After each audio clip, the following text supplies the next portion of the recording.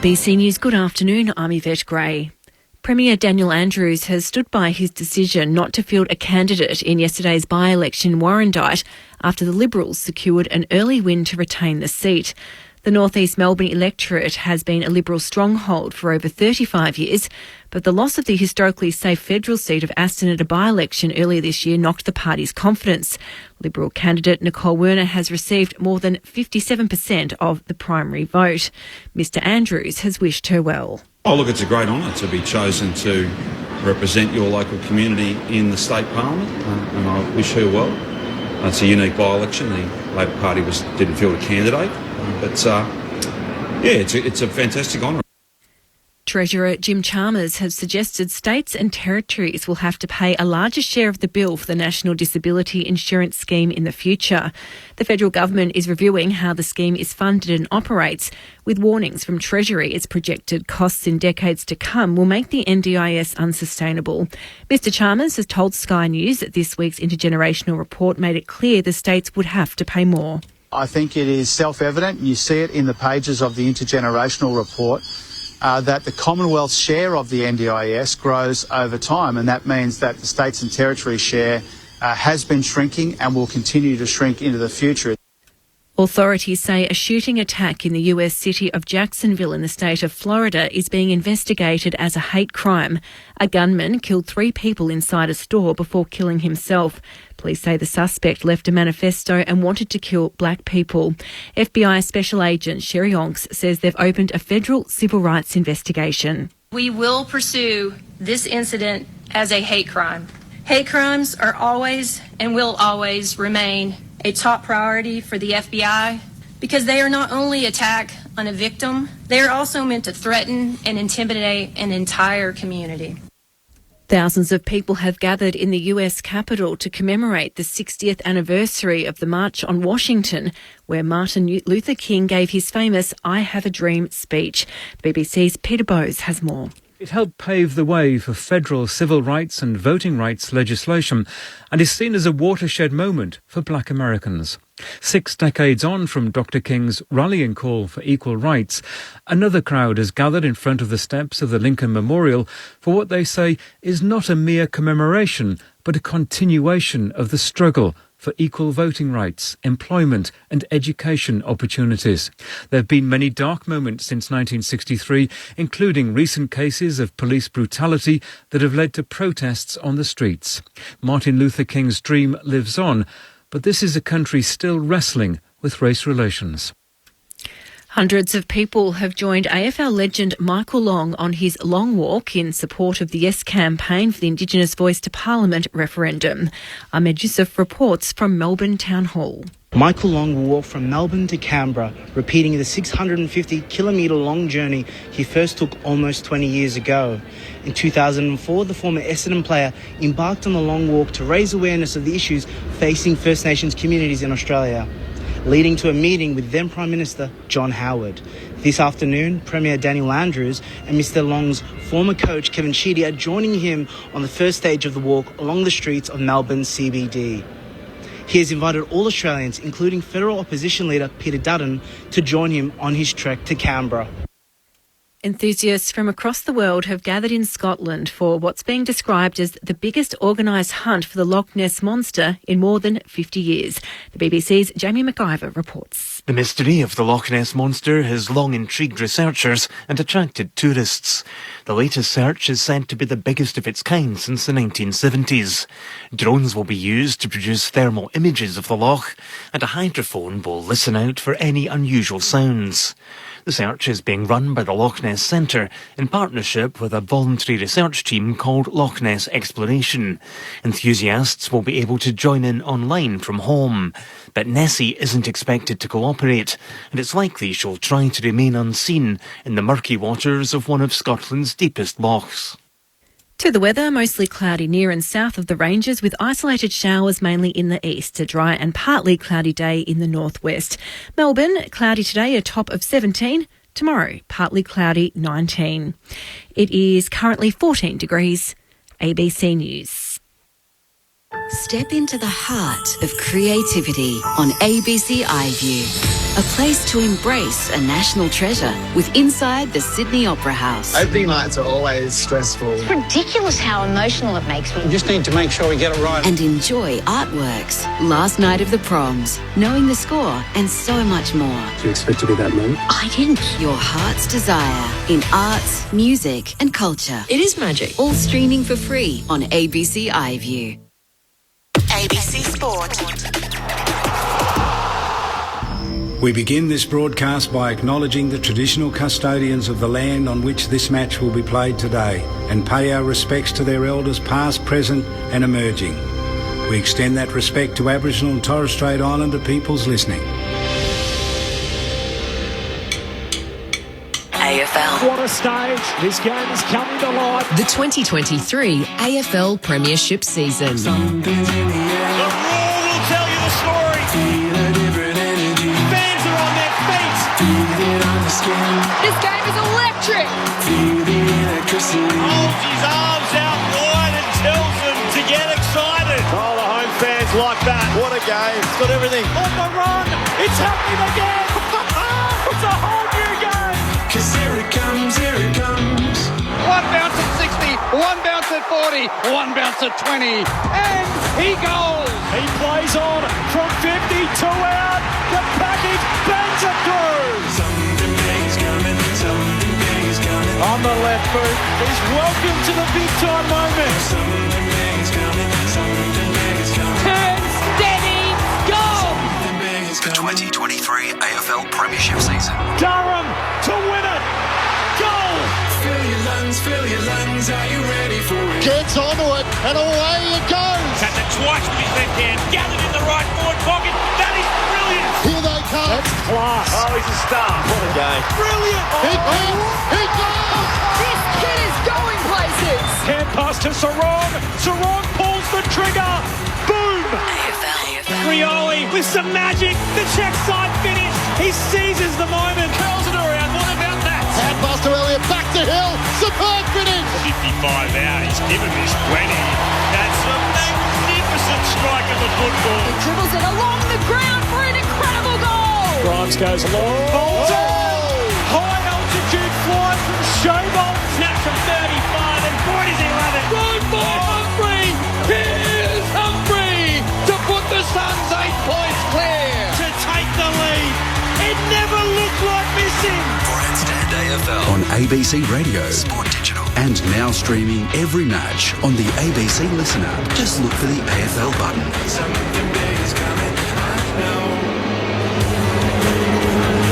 After 164 days, the longest regular season in history comes down to this. A trifecta of games on Grandstand AFL to decide the final order of the 8. We kick things off here at the Adelaide Oval with Port Adelaide hoping to lock away third when they host the Richmond side, looking to the future after the retirements of Jack Riewoldt and Trent Cotchin. Young Cubs James Trezise and Tom Brown have been handed debuts for the Tigers, whilst the Power will be without Todd Marshall due to a hip complaint, so Francis Evans has come into the 22.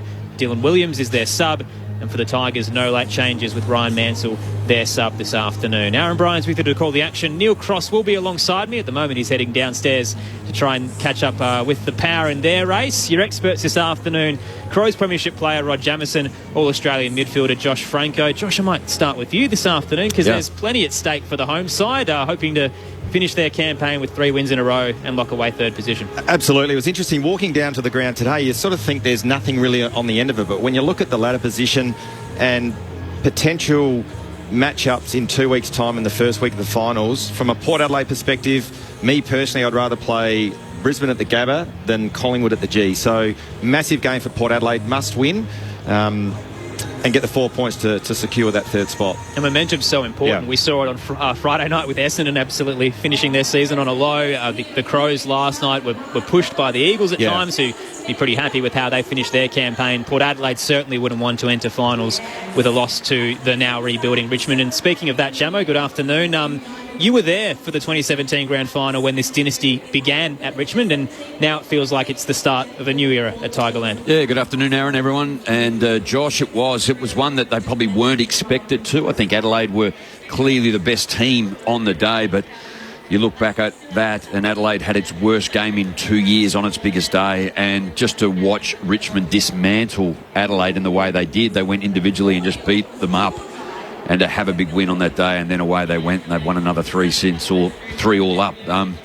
To see a couple of old blokes go, Trent Cotchin go, Jack Rewalt go last week, and the influence they've had on this club. And I just said to Josh prior to coming on air, like watching the West Coast Adelaide game, it just felt like it was only yesterday Nick Natanui, debuted, and yet he's now finished too. So how quickly time does move on. And Tom Jonas, congratulations to him, albeit this might not be his last game, but it's going to be tough, isn't it, on form and how he's been able to hold his position this year, and others that have come in and the talent, but it's probably the speed of the game has got to him more than anything.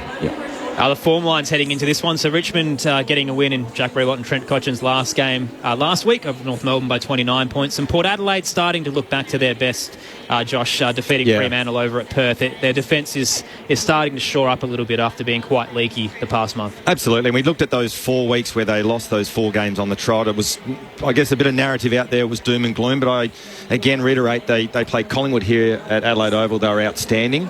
And there was another game against... There was Adelaide Carlton. They got belted first by nearly 10 goals, which was the anomaly. Yeah, the Geelong game. The Geelong game down at Geelong. I mean, they played well there. The other 2 games, absolutely. But they're starting to hit some form at the right part of the season, absolutely. And look, you look back over Richmond's season too. Their last 5 weeks haven't been all that flash. I mean, they beat the Kangaroos, they lost to Saints, Western Bulldogs lost to Melbourne, and they defeated Hawthorn, But then you go back a number of weeks, they've probably had 4 or 5 good wins against Sydney, St Kilda, Fremantle, GWS. So when they put it on, they can perform, and I just don't know if they've got the talent in their team today to be able to do that up against Port Adelaide. So if Port Adelaide win, and win by plenty, can they go second? No. They can't get there? Well, I actually did the maths last night, Jamo, and if they won by 200 points, they'd still be a percentage behind Brisbane. I don't think it's happening today, unfortunately, for the Power Faithful, but they can lock away third because Melbourne are obviously breathing down their neck with the game against Sydney to come in the twilight fixture at the SCG, so they still need to get the job done today. But I think from Port Adelaide's perspective, we've seen over the last few years where they've had that first home final, and I actually don't think it's such a bad thing to go up to the Gabba as long as they finish third and win this game today. I don't think it's such a bad thing to escape, I guess, the bubble of Adelaide. And go up and, come out all guns blazing against Brisbane up there. If they can get the win there, then they get the home prelim. Because the 2 games they did have, wasn't it? Western Bulldogs sort of blew them away. Richmond blew them away, wasn't it, too? So, looking back, I had a look last year. At this time last year, Richmond were in 7th position and Port Adelaide were in 11th. So at pretty much the same time. A year's a long time in footy. Oh, it is. And that's what you just can't guarantee. And then just that last game where Carlton got rolled and came out of the 8, it was like 108.8 percentage and then 108.3. So they missed the finals by 0.5. I think it was in the end 1 point because they got rolled by Collingwood in that last game. If they had have drawn, they would have made it. So 1 point. Amazing. The thoughts of Josh Franco, Rod Jamieson, your experts this afternoon on Grandstand AFL. If you do want to get in touch, the text line 0437 774 774. Still to come across your weekend on ABC Radio and the ABC Listen app. We'll have Sydney and Melbourne from the SCG and then Carlton and GWS at the Docklands to wrap things up for the 2023 home and away season. Neil Cross will be calling alongside me this afternoon on Grandstand AFL. Let's check in with Crossy. He's headed down to the Port Adelaide camp. Neil. Thanks, Aaron. Well, Josh, final round of the season against a side that's not going to make the top 8. Does it change anything in the way you structure things, or do you worry more about yourselves than the opposition more than any time? Look, we definitely put some homework into Richmond to make sure that we've prepared ourselves for, I guess, their football and what they're going to bring. But it's also important that, this will be obviously our 3rd game if we win it in a row, and taking some good form into finals is important. So we feel that as a group that we need to keep building on our momentum that we've been building over the last few weeks.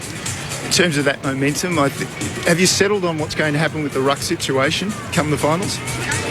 Settled. I think Hazy's done a really, really good job over the last couple of weeks.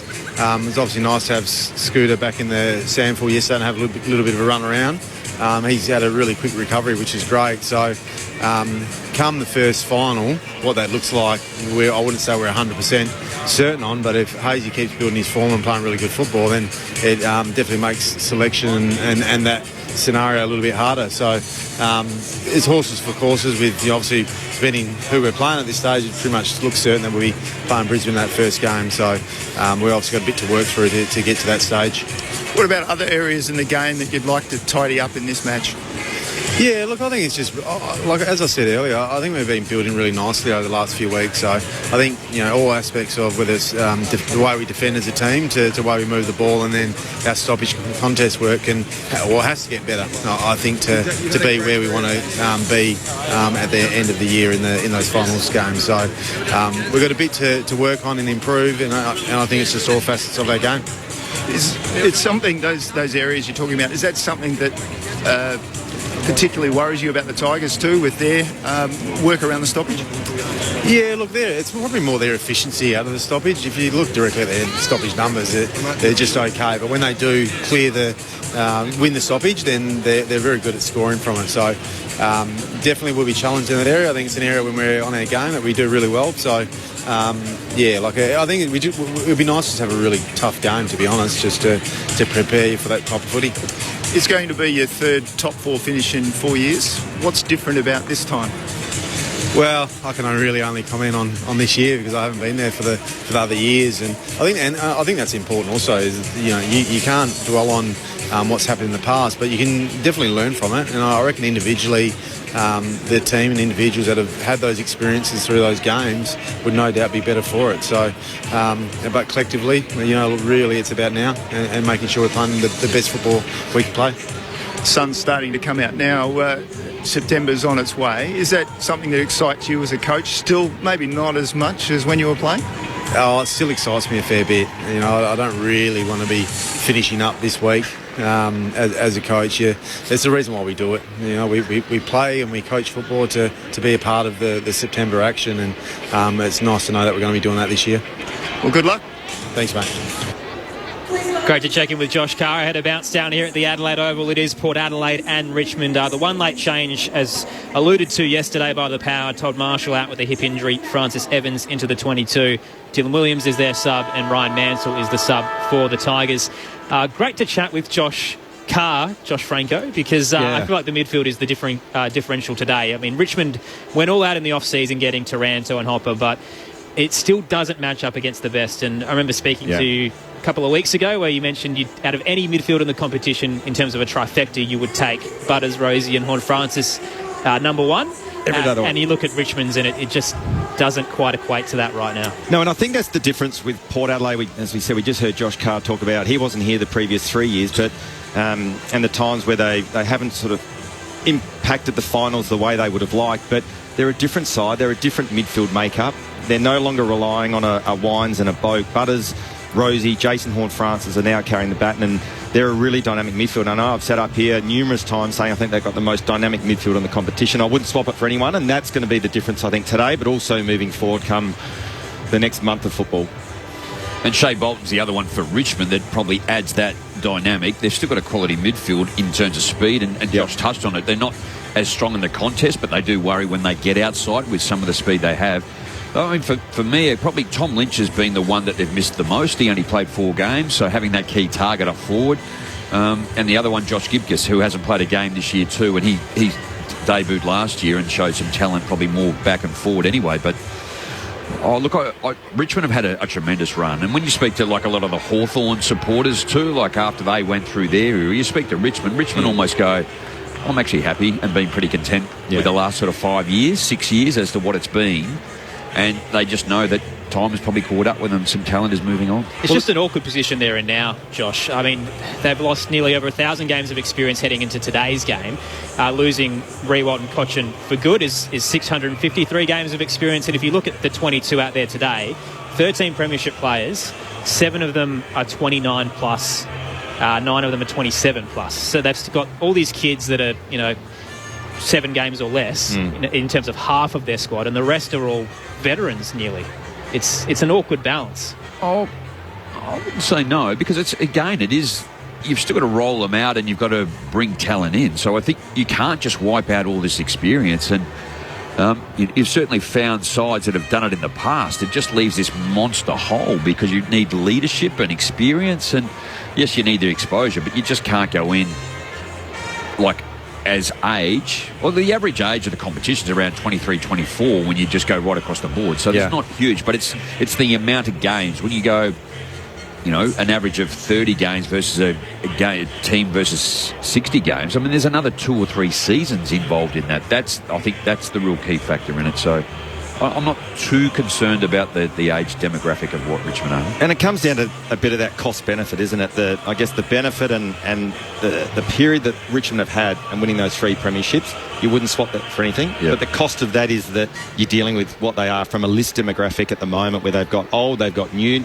not a lot in between, but you wouldn't swap the 3 flags for anything. Totally. And just the natural cycle of the AFL system and the draft system, they're going to rebuild. They'll be definitely sort of threatening in years to come, but they're in that period now where they've got to look at replenishing the list and building up those young players on their list. You could arguably debate their demo, go to Geelong, just go, they won't win, they're too old, but yet they do, and they just keep on bringing in talent underneath, and you don't see a lot of people leave Geelong to go to another club. They're content to stay in the environment because they're learning and they're getting better, and when they get their opportunity, culturally, it just seems like a wonderful place to be. So fair call. Let's check in with the Richmond Footy Club, see how they're feeling ahead of Bouncedown. Crossy's made his way around the oval into the Richmond camp. Neil. Thanks, Aaron. Well, David, end of the season, how do you control the players on a day like this, or do you just send them out there to have some fun? Oh no, you still got an opportunity to get better. It's not often you get to play AFL footy, so anytime you get to wear the jumper, you've got a responsibility to the team and to the fans, but it's also a chance for us to probably set ourselves up for next year in terms of we've got some young guys getting their first game. We've got to move forward without Jack and Trent, and here's probably our first game where we get to do that. Is it going to be a different look to what we've seen through the season, or basically you'll stay to all your formats and your structures? Our structures won't change. Our game style won't change. We've moved a few magnets around.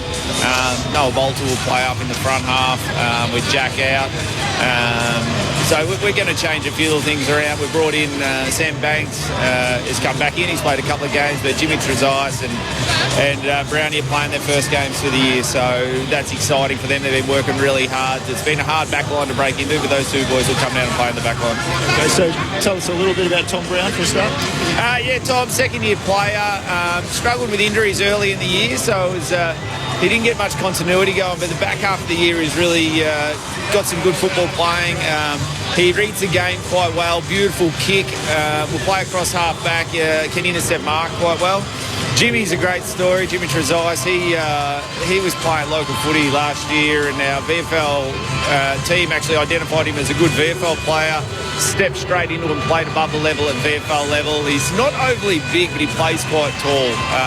He dumped the basketball on a few players at training one day, and everyone realised he's got some serious vertical leaps. So he's very strong overhead, tough tackler, really clean at ground level. So he's a real competitor, which I think the guys will love and the fans will love watching him play.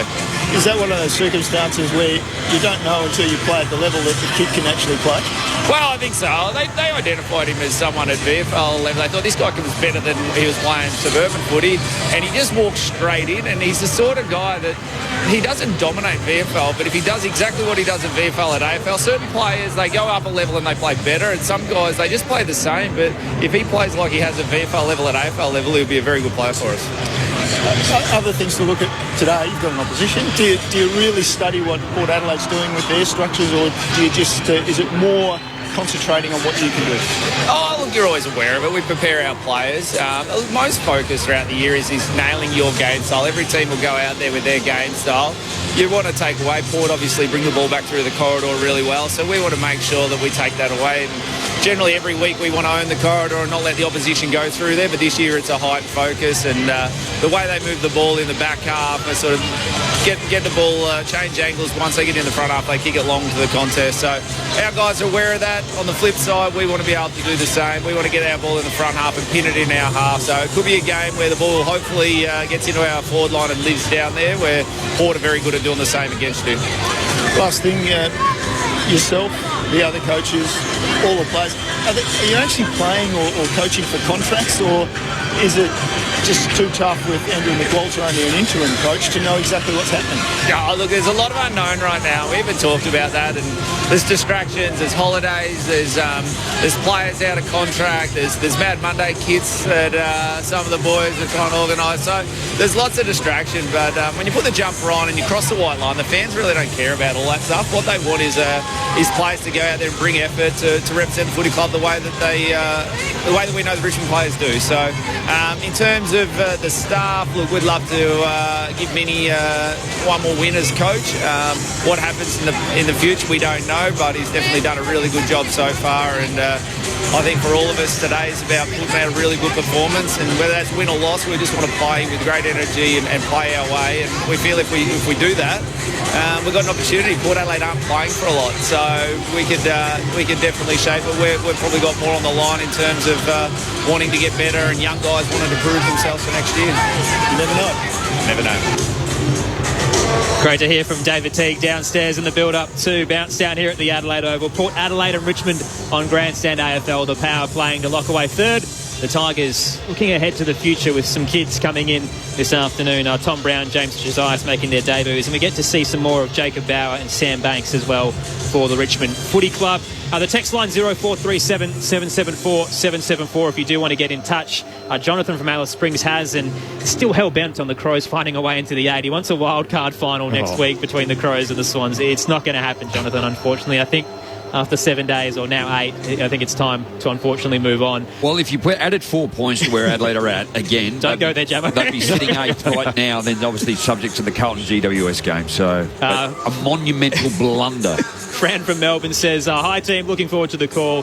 Happy Hinkley back at Port Adelaide is great news, and go Magpies. Now, Fran, I do know you love your Pies. If you're still listening, flick us a text and let us know who you'd prefer to play first week, Port Adelaide or Brisbane. Not Brisbane, Port Adelaide or Melbourne, I should say. If you prefer to Port Adelaide, then you'd want them to lose today. So I imagine you'll be glued to the telly and the radio. Another one, Aaron, too, I'd be keen to hear from our listeners as well, particularly Port Adelaide. Charlie Dixon looks like he's going to ink another 12-month contract. He wanted 2. I don't know whether I would have done that. Hobbling into a 2024 campaign? I don't know. You wouldn't have given him one? I don't think I would have given him one. Really? I wouldn't have given him one. I just think there's other... He's only played 13 games this year, and other players play better when he's not there. And yes, he has an impact, but I just think Port Adelaide go to him too often without getting the result they need, and I think others around him play better when he's not there. So I'd be keen to hear from genuine Port Adelaide supporters. I guess the counter argument is they're in the window right now, aren't they? So they think they can win next year as well, and you'd want your best key forward out there. Is he their best key forward, though? I still think he is. I don't think he is. Well, funnily enough, Jeremy Finlayson's about to win their leading goal kicker award after this afternoon, so maybe he's their best key forward now. There's still plenty at play with Port Adelaide, obviously, with their ruck situation and the forward line, and even from a defensive perspective, they've got to figure out what they do when Tom Jonas leaves as well. So they'll be hitting the trade market pretty heavily in the off-season, you'd imagine. Yeah. Well, we talked about Port Adelaide a couple of weeks ago, and you talk about that window, Aaron. And again, hypothetically, we can talk about this more at the end of the game, but you get Radaglia, you get Grundy, and that window opens up even further in terms of premiership. So there you go. And so why do you need Dixon? Yeah, that's okay. That's fair. You know, like I just, if that rolls out like that, and they've clearly got an eye for talent. Yeah. Their recruiters too. They get another young player in, they debut him partway through the year, and they pick up those two. And that's not to detract him. I think he's been a tremendous pickup and player, angry forward. But I just don't think he imposes on the game like he used to. There was a time where you go, this bloke's serially angry, and just don't get in front of him.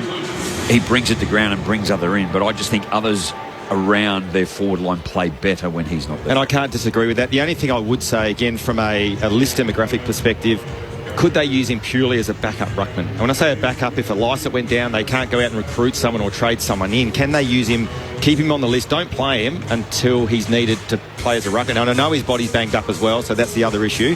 But I actually really like him in the ruck. So but could they use him subject to if Grundy... Yeah, How much money are you spending on your... Yeah, that's fair. So unless... maybe they know something. Yeah. Just on contracts and jobs within footy as well, the Traralgon Tigers flicked us a message and says, G'day team, your thoughts on Josh Carr withdrawing his interest in the Richmond coaching job? So staying with Ken Hinkley, who's now been signed for another couple of years. From all reports, it sounded like it was more he was settled here in Adelaide and wanted to stop moving his family around the country. But what did you make of it, Jammer? Well, I might throw to Josh first. As being sort of an assistant, I've always wondered why some assistants don't step up, and then what period of time do they feel it's right for them, and obviously individual based on personal circumstances. But it's such an enormous job, and you're still learning along the way. So 5, 7, 8, 10 years, a lot of people don't wish to step up into that senior role. Yeah. Your view, because you've been in that. I'm a little bit more cynical. I think if you throw your hat in the ring publicly, and Josh Carr did that initially, and then you withdraw it, I smell a rat. I sort of reckon there's word filters out that someone's already got the gig. That makes sense? Yeah. So potentially... or maybe internally that there is an unspoken promise for Josh Carr that it's better to stay that as well. Potentially that as well. But they clearly rate him. Like everyone where he's been, everyone talks very highly of him and the way he and the fact that he's actually coached on his own here too. I think that's significant. He's had his own club and then he's gone into the senior roles. If you use Adelaide, Mickey Godden's the same. He coached for 9 years on his own, loves to go back and to just concentrate on a line as opposed to all of club. Commentary that off Adelaide and West Coast last night that Dean Cox, might go to West Coast subject to what Adam Simpson does, and also but then I was thinking, I can't recall the last time a ruckman was a senior coach of a club. What are you saying? I think we all know what. Now, can I just indulge very quickly? My wife, it's her birthday today, so happy birthday to Jan, and here I am at the footy. Magnificent day for it as well. Let's check in downstairs at ground level. Jack Paqueta down on the boundary line. Welcome, Jack. Good afternoon, Aaron. What a beautiful day for football down here. 16 degrees, a few clouds there, no breeze to speak of whatsoever. Richmond's Toby Nankervis has won the toss. The Tigers will be kicking to the southern end, the Riverbank stand. It's the right-hand side of your radio dial. Quite a large crowd in here so far, but I'll tell you what, there'll be plenty coming in late with the marathon causing some issues with the roads around the Oval, but they'll be slowly starting to filter in. It should be a huge crowd here today. Looking at the two benches, the sub for Port Adelaide is Dylan Williams, and for the Tigers, we've got Nancy. Still to come today, the Swans and the D's at the SCG and the Blues and the Giants at the Docklands. But for now, here at the Adelaide Oval, third spot on the line for the Power as they host Richmond in the conclusion for them in the 2023 home and away season. To kick things off, here's Neil Cross. Thanks, Aaron. What a glorious day it is. Power is finals bound. The Tigers, well, they're trying to future-proof their side, I guess. Trying out a couple of youngsters this afternoon on debut, James Tresize and Tom Brown. So the first bounce, it's not the best, but it comes to ground from a ruck contest. In there, close was Hopper, flicked out a hand pass, ball on the ground. Bergman picked it up for the Power. Now they're out on the eastern side through Wines and Palpepper with hand passes. Then Dersmer, a scrubby kick, picked up by Hopper and over the shoulder back towards centre wing. Straight away, Houston goes inboard to Hayes. Who hands it off to Bergman. Low ball into the scoreboard pocket, trying to get it to Burne-Jones. It floated up in the end to Evans, brought it to ground, off hands. Dow retreats for Richmond, gets it back. Beautiful ball use there from Tresize on debut. Found a teammate as they exit up towards left half back. Crunching spoil from Lockie Jones at the fall of the footy broad. Martin rather hands it out towards Hopper. Now down to Nankervis. Richmond at centre half back. To go up the spine through the square. Alir in front position is edged out of it with a push in the back from Bolter. Whistle stays away. Richmond on the break. Bolter gives it to Bolton. Tumbling towards goal with the snap. It's a minor score on the right-hand side. Richmond open their account with a behind in the opening minute here at the Adelaide Oval. Alir not happy with that decision or that non-decision there, Jamo. Just two hands in the back, momentum coming forward. Should have been paid every day of the week. Yeah, Noah Bolter. Yeah. That is, whether if you were in the back line, you did that? Yeah. Bring back the hands in the back rule. Take out the grey area. Well, it is there, though. That's the thing, Crossy, isn't it?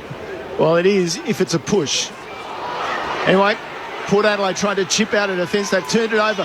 Baker gets a hand pass, bursts towards goal, gives it to Martin and back again. Baker should score from here. Oh, he goes for the extra handball. A couple of Richmond players run into each other.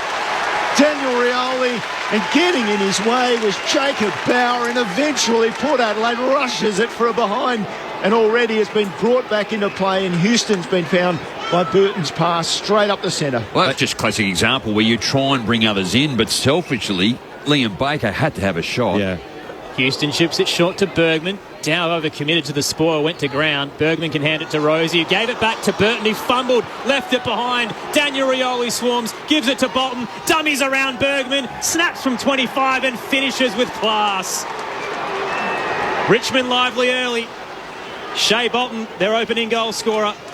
It took 2 minutes to get there. 1-2-8. Port Adelaide yet to score on Grandstand AFL. It was probably the second kick that the Port Adelaide, they do like to play an aggressive brand of footy, but coming back into that 45, turned the footy over, and then it was the small players of Richmond, Bolton, the speed to be able to get at the ball carrier. Almost the perceived pressure caused that turnover, and then Bolton was able to capitalise and finish with a first goal to the Tigers. We know how quickly Connor Rosie is too. He was the one that received the handball, and then that handball back to Ryan Byrne, wasn't it too? And Shea Bolton was just at him. There wouldn't be too many other players in the league that can actually get to him as quick. Just one of the matchups as well. Could be potentially Tom Jonas's last game in Port Adelaide colours. He's got the job on Dusty, so big role for him today. The star he's been. Port Adelaide plays in the SANFL finals, though, Josh. Yeah. Ball back in the middle. And straight out of the ruck, Nankervis takes it and hoists it high inside the forward 50. Bauer couldn't take the mark for Richmond. It comes to Jones for Port Adelaide, and Boak with a little hand pass 2 through the pack was good, and the kick from Houston was even better to find. Horn Francis at half back takes his time on this broadcast side. Looks inside, short kick, finds Jonas, announcing his retirement during the week, the 32-year-old. He's hoping to hold on to his spot with Mackenzie waiting in the wings on return from injury. Called to play on. Jonas sends it up to the logo. Broadcast side. Lord was his target, floating across. Very strong grab from Vlostone. I know we're only 4 minutes into the first. Port Adelaide don't seem sharp. I think Richmond, they're on. Speaking of sharp, Vlostone tried to spear it to Trezise, but it was a little wide, and it's bounced over the boundary line just wide of the benches. Trezise with the man bun, Aaron? Should see him when he's got the full head of hair out. It's a magnificent mop. I would like that. 8 points in favour of Richmond. Ball comes in. You're not a man bun, Crossy, are you? Mate, I haven't got the hair for that. Ever. Meanwhile, Port Adelaide, yes, the game is on. Turned the ball over, and Wines picked it up, sent it down the ground. He was aiming for Lord. It came off his legs and out over the boundary line. So a throw in at half forward left for Port Adelaide on this broadcast side. Big crowd building. I think Josh Bichetta on the boundary had some, or Jack, I should say, Bichetta had some problems getting in. There was so much traffic around the ground. Ball comes back into play. Horn Francis got a hand pass out to Wines. Interesting, he got it to Jones, and then off to Rosie, and flanking him was Houston from 55. An absolute bomb, and he's hit the post. Gee, flushed that well. Had the distance. Port Adelaide's first scorer behind. They trail by 7 points through 5 minutes of the opening quarter. Terrific work there from Ollie Wine. Just drove his legs out of the stoppage, created the overlap, and that shot on goal. Exit from Richmond through Tyler Young out to right half back. Packer waits there. Lee had a couple of fumbles. Fighting there with Banks. Picked up by Wines for Port Adelaide. Hands it off to Boak on return. Wide and low into the arc. It's bouncing towards the left forward pocket. Finlayson chasing, but knocked away from him by Young. Agree with you too, Jamo. Port a little bit flat. I reckon the crowd's a bit flat as well. Not a lot of noise here from the Port Adelaide supporters. Just a couple of their disposals. They're just sitting around at 78%, 27 disposals, but they just don't look sharp. Well, straight out of the ruck contest, Nankervis, who's dominated the rucks, but he thumped the ball off the fist straight out over the boundary line on the full, which is a free kick. So 35, 40 metres around from the goals. It'll be Butters to take it. Backs up straight to the fence. It was unusual, wasn't it? You don't see that a lot, do you? No. Normally it's from an actual contest from a ruck throw-up near the boundary, but this time from a short throw-in. So Butters from the boundary. Oh, well tapped back in by Hayes because he knew that the Richmond players were going to touch the ball, and he tapped it back, and Port Adelaide have another chance. It's in the goal square, and it was Dersmer who came with the ball but straight away tackled. So it's in the goal square for Port Adelaide. Tossed up, Finlayson trying to dispose of Nankervis, charging through, Pal Pepper the ball, gets boot to ball and barges over a goal. They'll check it at the northern end after the week we've had. But Port Adelaide looks to have its first major of the afternoon. Ollie Wines. Not Ollie Wines, Lord, I think. He's just given away a free kick. I'm not sure who he got. Was it Vloston? Bit of biff in the goal square. Contact, yeah. Question is, was it a goal before the free kick? What are we seeing on the vision, gents? Well, it definitely happened after Powell Pepper kicked the goal, or had the shot on goal. The replay's actually really difficult to see. Yeah. It's whether quite it blurry. was touched or not. There's, what have we got? 5 Richmond players around it in the square. Well, the rule will tell you the story. Port Adelaide has its first goal of the afternoon. Sam Powell-Pepper just sees red and charges through the contested beast. He has his 28th goal of the season. I think here too, Aaron, I think it's going to be a free kick to Richmond based on Lord, the high contact on Vloston, I think it was. So 1 point game. Richmond currently up at the Adelaide Oval, 8 minutes in. And Richmond do have a free kick in the centre square as a result of Ollie Lord's infringement. And you just hope it wasn't contact to the head, because he could potentially have something to answer to. So the centre break, as we wait for the time to expire before the bounce should have taken place, and then the ball will be turned over to Nankervis, who has every player on the ground in front of him. So the benefit of the centre break is taken away. Good call. But also, too, the Powell-Pepper goal, going back to that, terrific goal off the stoppage, wasn't it? He's the big ball running through, clean take, great finish. Nankervis just decides, well, he didn't have any choice, really. Had to bomb it long, and Bolter comes from way back. He literally bolted towards the ball and took it on his chest. And that's really disappointing from Port Adelaide, isn't it? You've got everyone, as you call, Crossy, you've got everyone in the defence, one kick out of the centre, and not one player was able to stand in front and make a contest, and in the end, Bolter takes an easy chest mark. And not a very nice place to stand, is it? No. With a Bolter running down, bearing down on you. So Noah Bolter, 35 out, straight in front. This is no certainty. And he's away to the right. Certainly he was always going to have the distance, but the former defender, his accuracy at question that time. So 2 point margin in favour of Richmond, 9.5 down. Tricky experiment for the Tigers without Jack Riewoldt. Bauer and Bolter up forward, considering he averages 8 intercepts per game and certainly is elite as a backman. Farrell plays on a couple of bounces and launches it up to the broadcast wing. Pepper nearly took it in the pack, dropped it late. Houston puts his head over the footy, barging in as Broad. Ball up to come just forward of centre wing for the Tigers, currently up by 2 points. But it's a little bit about what we're saying, isn't it? Brown and Tresize are going to play in defence, so it then opens up a couple of things to expose them. Hayes won it down, but it was straight to Martin, who gives it to Banks. Inside 50, Alir goes to ground against Bolter. At the back, Bergman gathers. Rushed his snap. It's tumbling towards Ross for the Tigers. Darting and weaving away from Dersma. He's caught. Kept it in play with a handball to Morris Rioli. Ran past the footy. Dersma goes again, and he's sandwiched by plenty of Tigers. Ran out of room. Contested footy inside the attacking arc for Richmond. And it's a ball up. 40 out, left forward pocket, Riverbank stand end.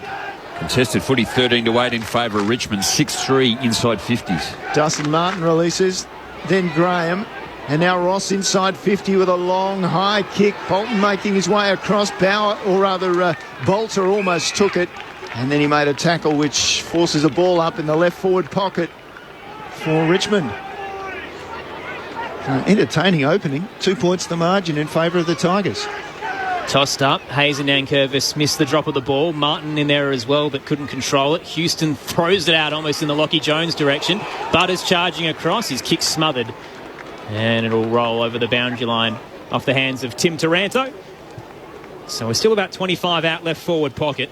On the text line, Rachel from Ballarat says, it's the beginning of the new era without Jack and Trent, but as a Richmond supporter, I feel blessed to have seen them play and have 3 premierships as well. Totally. Toss back in. Nankervis wins it down straight to Dersma, though, for the power. Off a step, he exits out of the defensive 50. Back with the flight, though. Jaden Short outmatching Francis Evans. He'll send it back in for the Tigers. Spearing footy left forward pocket. Didn't favour Bolton at all. And in the end, Farrell smashed it into the 10th row when he probably could have taken it. Another boundary throw in to come. Richmond up by 2. Just the feel around Richmond too. They've always been like it. Most clubs are, but Tim Taranto puts on that smother and 5 Richmond players just go over to him and get around him and help him off the ground. Boundary umpire with the high throw in. Nankervis takes it out of the ruck contest after he had hands in the back. Bolter almost takes it in the square. He had 2 grabs at it. Picks it up. Snap over the shoulder across the face. And across the face, they've managed to keep it in. Hand pass was astray by Banks. Port Adelaide a chance to come away. They can't get clean disposal. Comes back to Banks, was taken high. And that's what's been seen. Taken high in the tackle after he received it from Dustin Martin. And he'll go back deep in the right pocket to have a look at the goal face. Well, we spoke to David Teague before the game and he talked about Richmond and Port Adelaide as well like to play the ball in their front half. They are very good front half teams, and on that occasion we've seen over the last 3 or 4 minutes it's been played in Richmond's front half. They build the pressure, draw the free kick, shot on goal. Sam Banks' 6th game, yet to kick a goal. Tasmanian boy originally, in he comes and has kicked it straight across the goal face and just snuck it in for the minor score. So Richmond move along, 1-4-10 on the board to 1-1-7 for Port Adelaide, and that's through 13 minutes of the opening quarter. The Tigers doing well. Hasn't been the greatest showcase of footy on the eve of finals, but still plenty of time ahead at the Adelaide Oval. Farrell again plays on with a couple of bounces. Long ball up towards the logo. Broadcast side off hands. Drew gets boot to ball. Tried to rush it forward, and again, short sitting back for the Tigers. Wants to square it up with a switch through defensive 50. Nice kick. Finds Brown. Heads to the outer side to Ross. Just behind centre wing. Chips it forward to Soldo. Couple of uncontested grabs here for the Tigers. He'll hand it back to Ross, who kept running. Chips it over the top to Brown. Nice ball moving here from the debutant. Inside, he spots Trezise. No pressure at all from Port Adelaide right now. Look flat-footed at the moment, the power. Across the centre circle to Short. He'll head to the attacking edge to Broad. All uncontested, this entire chain, as we've gone end-to-end, or wing-to-wing rather, across the Adelaide Oval. Presenting Graham, too far out to score at right half forward. Forward 50 flooded. He'll put it to the top of the goal square, and in front position was Drew. Takes the uncontested mark. Good work by the power defenders to keep the Tigers at bay, and Drew sat in the hole to cut it off. There are a lot of defenders too. Port Adelaide pushing everybody back. Butters received a short pass, then into the square to McEntee. Took the mark, hand passed off straight away to Jones running. Forward hand pass, looking for Houston, surrounded by Tigers. Turns it over with a bad hand pass. Ross a blind turn and everybody went away from him. Morris Rioli knocks it on as a poor hand pass went to him. He follows up though. Dustin Martin picks it up, gets past one. And now they'll get down to half forward through Young. Numbers everywhere. Soldo was free. Hand pass off to Graham. Inside 50. Lovely finish. Oh, boy. The Tigers are up and about, and they're enjoying this afternoon at the Adelaide Oval. 2-4-16 plays Port Adelaide 1-1-7. Promising start for Richmond after 15 minutes. Well, going back to some of your numbers, Jamo, Port Adelaide at the moment look really flat-footed. They're they're getting turnovers based on Richmond's pressure. But I guess the numbers to really highlight that, inside 50s at the moment are 9-3. The tackle count 11-5, contested ball 21-11. So alarming signs and concerns for the Port Adelaide coaching staff. They just look sloppy, like they're actually missing their body. There's no real concise movement when they've gone forward. And a lot of the time they're finding themselves with Richmond, the amount of football they have, that's just up in their foot, which we know that's where Richmond want to play and do play their best football.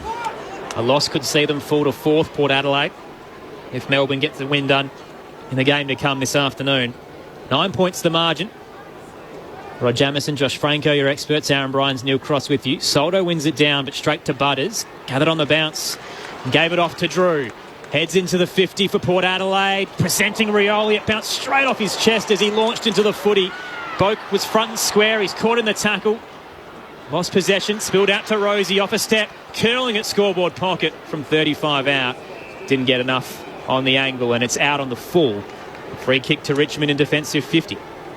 But Richmond's pressure's outstanding at the moment. We talked about the tackle count, now 12-5 in their favour, +7.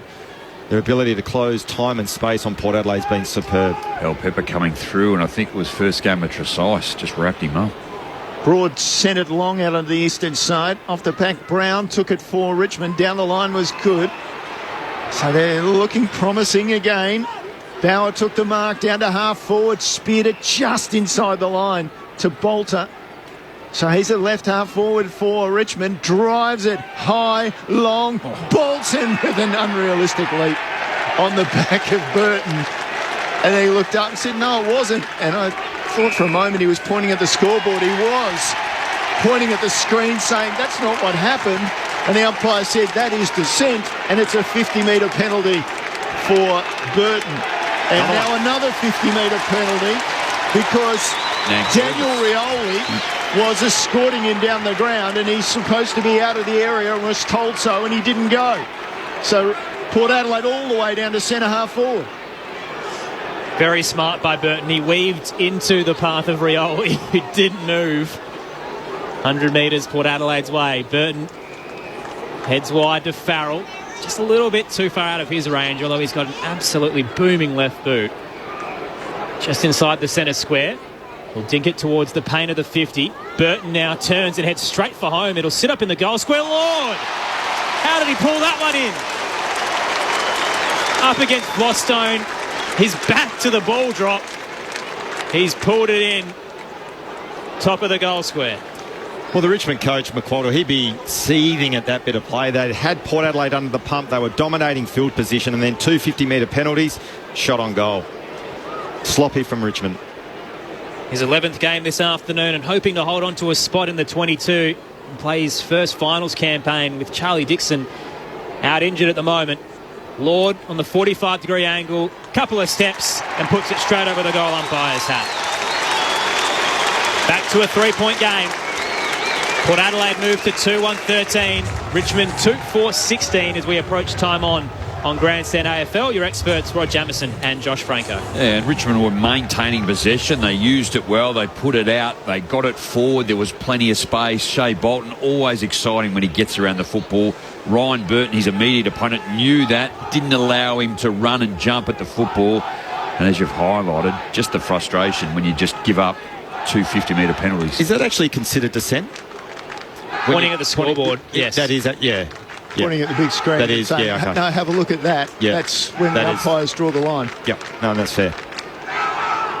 They've drawn the line a lot further than that on occasion this season, but the crackdown on dissent has sort of been a little bit milder. In the middle, Soldo gets the tap down, and they'll bring it away eventually through Hopper. Richmond down to half forward. Intercept mark taken there by Farrell. Read it well. He started the game well. From half back, a dart of a kick, 40 metres. Found Finlayson straight off the Duursma. Forward hand pass. McAtee just on 50. Chips it up. All wasn't the best of chips. Broad came across and smacked it over the line away from Willie Rioli just quietly. Just so people know, there are 3 Riolis out there this afternoon. 2 for Richmond. And, of course, Willie Rioli for the Power. Nathan Broad did it really well. Left his opponent, Jed McEntee, couldn't lace out the kick. He had to give it some air, which allowed his defenseman to come over and spoil. Toss back in, 30 out. Soldo slaps it back towards the boundary line, but it has a bit of backspin. Rosie gathers. He's pushed off his kick by Hopper. Trickles to Drew. Hands it back looking for Farrell, but bursting through is Taranto for the Tigers. Gets it to Hopper. The 2 former Giants combining on the broadcast wing. Now Graham back to Martin. Morris Rioli Jr. didn't have as much time as he thought. Run down in the tackle. Play continues. Rosie got him. And the non-controlling umpire has brought it back for the holding the ball free kick. Rosie looked completely shocked it wasn't paid. And they've made amends. Free kick through centre wing. Rosie gives it to Houston. Penetrating kick into the left forward pocket. Rioli! Willie Rioli presenting. Ran from the top of the goal square and marks 15 out. Tight angle on the left. Well, it was actually the non-officiating umpire that paid that holding the ball free kick for Connor Rosie, which was absolutely there every day of the week. Rioli opens the angle. He snaps low, hard. True. Did that hit the post? I think it hit the post. It's the left-hand goalpost again. Different pocket, but we're going to get a score review. He's tried to curl it around the padding. Let's see what the arc shows us this time. Gee, the vision is so blurry. I'm glad that's that, not my eye. We've had 2 so far this afternoon, and they all look like standard definition. I thought the ball deviated. Yeah. When it went past the post. So it's the left goal post we're looking at the moment. Is the same post from last week. Just the different side of the kick. Yeah. But certainly a troublesome post. It looks to be a little line on the edge. Port Adelaide have gone very wide when they've gone forward, haven't they, too? Like deep into the pockets, low percentage. I guess it doesn't ideally matter where you go, but certainly deep is always difficult to score. So it's quarter layer of paint, and it's a minor score for the Power. They moved to 2-3-15, I should say. No, 2-2-14. We got it right on the third attempt. 2-2-14 to Richmond's 2-4-16. 2-point game, and the Tigers are on the move. Blostone with a high kick that Toronto read best, so the smallest man in the pack was able to get forward and take a chest mark in the end. So he's at half back. Broadcast side, down the line he goes. Bolton goes up, Bergman brought it down, couldn't take the mark, and the ball came to ground, and Drew climbed on for the tackle and forced the turnover to the umpire from Jacob Bauer. So the ball goes in the air, neither ruckman with a touch. In there was Horn Francis, tried to push off one, dragged to ground, another ball up. Dusty just gets around, doesn't he? Just picks up his teammates. Fresh off a 31 disposal, 3-goal performance. The ball up bounced off Soldo's face to Lockie Jones. Clearance for the Power up to half forward. Rioli using the body, shoved Lostone out of it. Doesn't matter because Young's taken the intercept mark at the back. Tyler Young for the Tigers. Awful kick. Bolton was starting his run towards it behind Butters, and it was wide of both of them in the end as it bounces over the boundary line in front of the benches. Richmond by 2 points. Still plenty to play, plenty at play here in the opening term as we've hit time on. So it'll be Soldo who gets to the front. Hayes probably had the better of the contest, but when the ball came down, it was Bolton tackling Farrell and forcing a ball up. Up it goes again. Neither ruckman a real influence on that. Graham picked it up for Richmond, just puts a wobbly ball forward and comes off, and this time it's Daniel Rioli for Richmond making the tackle on Kane Farrell. As I said, it started well for Port Adelaide. They're down to right half forward, Richmond, without really having much effect at getting the ball there. Hayes won it down. Martin tackled before he could dispose of it. Soldo picks it up, and Lockie Jones is all over him. There's two pretty decent set of hairs wrestling for the footy at right half forward. Neither wins out. Daniel Rioli, he's limping around. He's holding his groin just in that contest with Ryan Burton. So battled with an ankle the past couple of weeks as well. Secondary ball up. Doesn't really gain any territory either as Soldo's wrapped up by Hayes. Let's see if third time's the charm. Football back as well. Truth thumps it backwards. Morris Rioli Jr. was waiting. Hands it off to Martin. Spear and kick towards the 50. Didn't quite hit Daniel Rioli high enough. Clean bowled him in the end, and Rosie can get the exit. Out to the outer side. Palpepper battling with Flostone. The Tiger did well to bring it to ground. Trezise uses Banks. The two youngsters. Do they keep it in just on the paint? Power fans in the Nash Bashir stand thought it was certainly out. Play continues on the outer wing. Evans' handball smothered by Hopper. Messy at the moment. Martin, here's some class. Bursts through, squares it up. Dow hands it off. Bursting off half-back is short. Bangs it into the 50. Bounces through Aaliyah. Baker. Handball smothered by Burton. Port Adelaide now on the counter.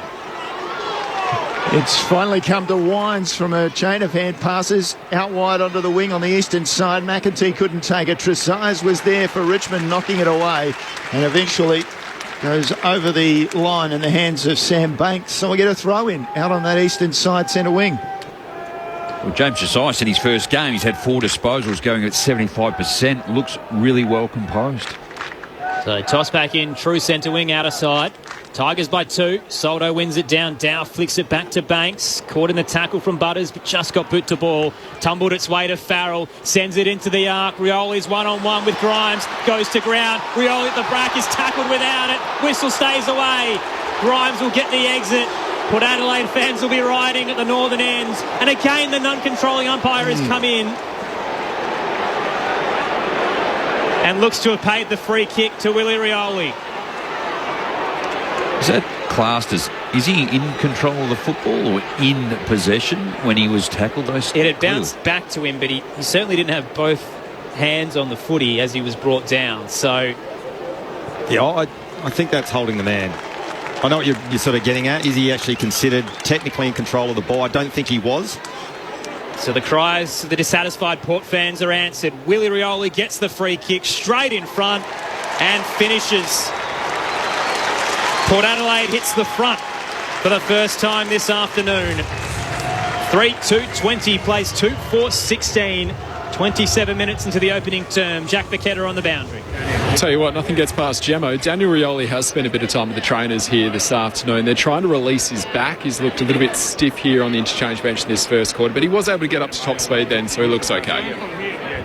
Well, interesting as well. We can sort of paint a picture for the listeners. You're looking at the mid-arc stoppages. Richmond do like to bring numbers up to the contest, so you've got 2 of the 4s that come up. That's why the stoppages look so congested. They've only got 4 players ahead of the ball. Conversely, Port Adelaide don't want to give the Tigers a +1 behind the footy, so they're holding 6 ahead of the stoppage. So the scramble situation, the ball ups, the boundary throw-ins between the arcs are going to be a little bit scrappy, and a lot of repeats as we've seen already in this game.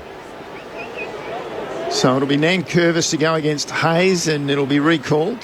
Yes, waiting for the umpire, and eventually they recalled it. Hayes had the perfect tap down, of course. It advantaged him straight to Wines. Now they go again.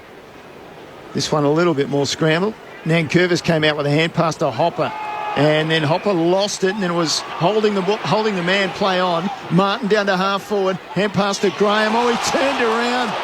He had the opportunity to go inside 50, decided to get the hand pass and was tackled, lost the ball. It was a free kick play on advantage, and there was no advantage for Port Adelaide.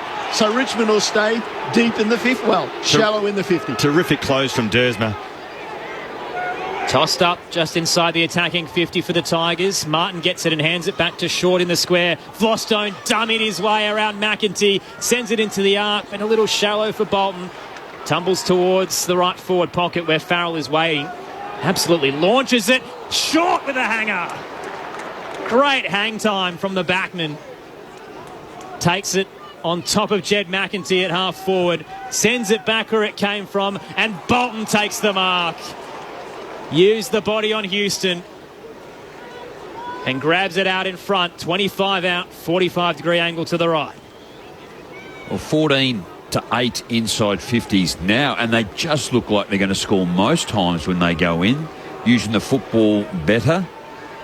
Jaden Short, I felt, would have had all that distance too had he had a shot on goal, but Shea's lining up. For now, he's second. Shea Bolton. Short approach. Beautiful kick. Another goal for the Tigers and 2 for Bolton this afternoon. If he can manage to get his third, he'll have his first leading goal kicker award for Richmond this season, and the Tigers are certainly hungry to finish their campaign with a victory. They're back up by 2 points here at the Adelaide Oval. 3-4-22 plays 3-2-20. Jack Paqueta downstairs. Port Adelaide temporarily down to 3 on the bench. Xavier Dersma in the hands of trainers. He's got a bloody nose after that big tackle on Jack Graham just before. And even though the margin's only 2 points in Richmond's favour, it doesn't really feel like Port Adelaide are emotionally invested in this game at the moment. The inside 50s, as we said, are 14-8, so that's a +6 in favour of the Tigers. Probably the only thing at the moment keeping Port Adelaide in this contest is their efficiency going inside 50. They've had 5 shots on goal for 8 inside 50, so at the moment their ground level players, Rosie Butters, Horn Francis, not having the influence that we know that they can. Jack Riewoldt giving the game away last week. 32 goals. Hey? Bolton now 31. Yep. Hayes gets the clearance high from the centre, and able to take the mark going back was Banks. He flares it wide for Richmond, and now they've got Brown down the line, and they'll go forward again into half forward. Ball comes off the hands. Aaliyah, haven't called him much, gave it to Hayes. Dangerous. On the fall backwards, put it back into the corridor. Going back there was Broad, tackled immediately by Lord. High, said the umpire. So Broad with the free kick for Richmond. Immediately goes wide to Brown, who just holds it up. I reckon these uncontested marks would be a bit of a worry for Port Adelaide as well. So Tom Brown, long ball up towards the R, presenting. Good fly from Bauer, but spoiled away from him. Front and square was Horn Francis. Uses Bergman, now Butters. Close to the boundary line. Back to Bergman. Great little run here from the young power mids. Underground handball to Burne-Jones, and now both they've gone up the wing with ease, and into the pocket they hit the leading Willie Rioli. Excellent entry from Boak. Rioli will square it up and finds Lord. 25 out, 45-degree angle to the right. Well, I think it's a little bit of what you're saying, Josh, too. Like, Richmond liked to get the numbers around the football, didn't they? They lost possession. Port Adelaide managed to work its way up, and then it was like 2-on-4 once the football got into Port's 50. And when the ball becomes live, Port Adelaide, that's when they're at their best, as we saw with their transition from D50 into their forward half. And they connect with Rioli. Ollie Lord, one of 7 players today for the Power, eyeing off an inaugural final series. Leans back on the kick and does enough to sneak it home. He's got 2. And the lead changes once again. Port Adelaide up by 4. 4-2-26. Richmond 3-4-22. As we approach quarter time on Grandstand AFL, your experts Rod Jamieson and Josh Franco. An ugly drop, though, by the big man, isn't it, too? He's kicked 10-8 for the year, but only a couple of steps. Really high drop. Plenty of room for the ball to move around, but ultimately kicks it straight. And fair to say as well, Rioli, very unselfish. Just turned, assessed what was happening, knew that it was a tight angle for his shot on goal and spotted up Lord directly in front of goal. Beautiful 20-metre little kick laterally to find Lord. Interesting for Lord, he's got a glove or strapping and all sorts of on his left hand, so perhaps that causing the drop issues as much as anything. Back in the middle, Hayes with a little tap down.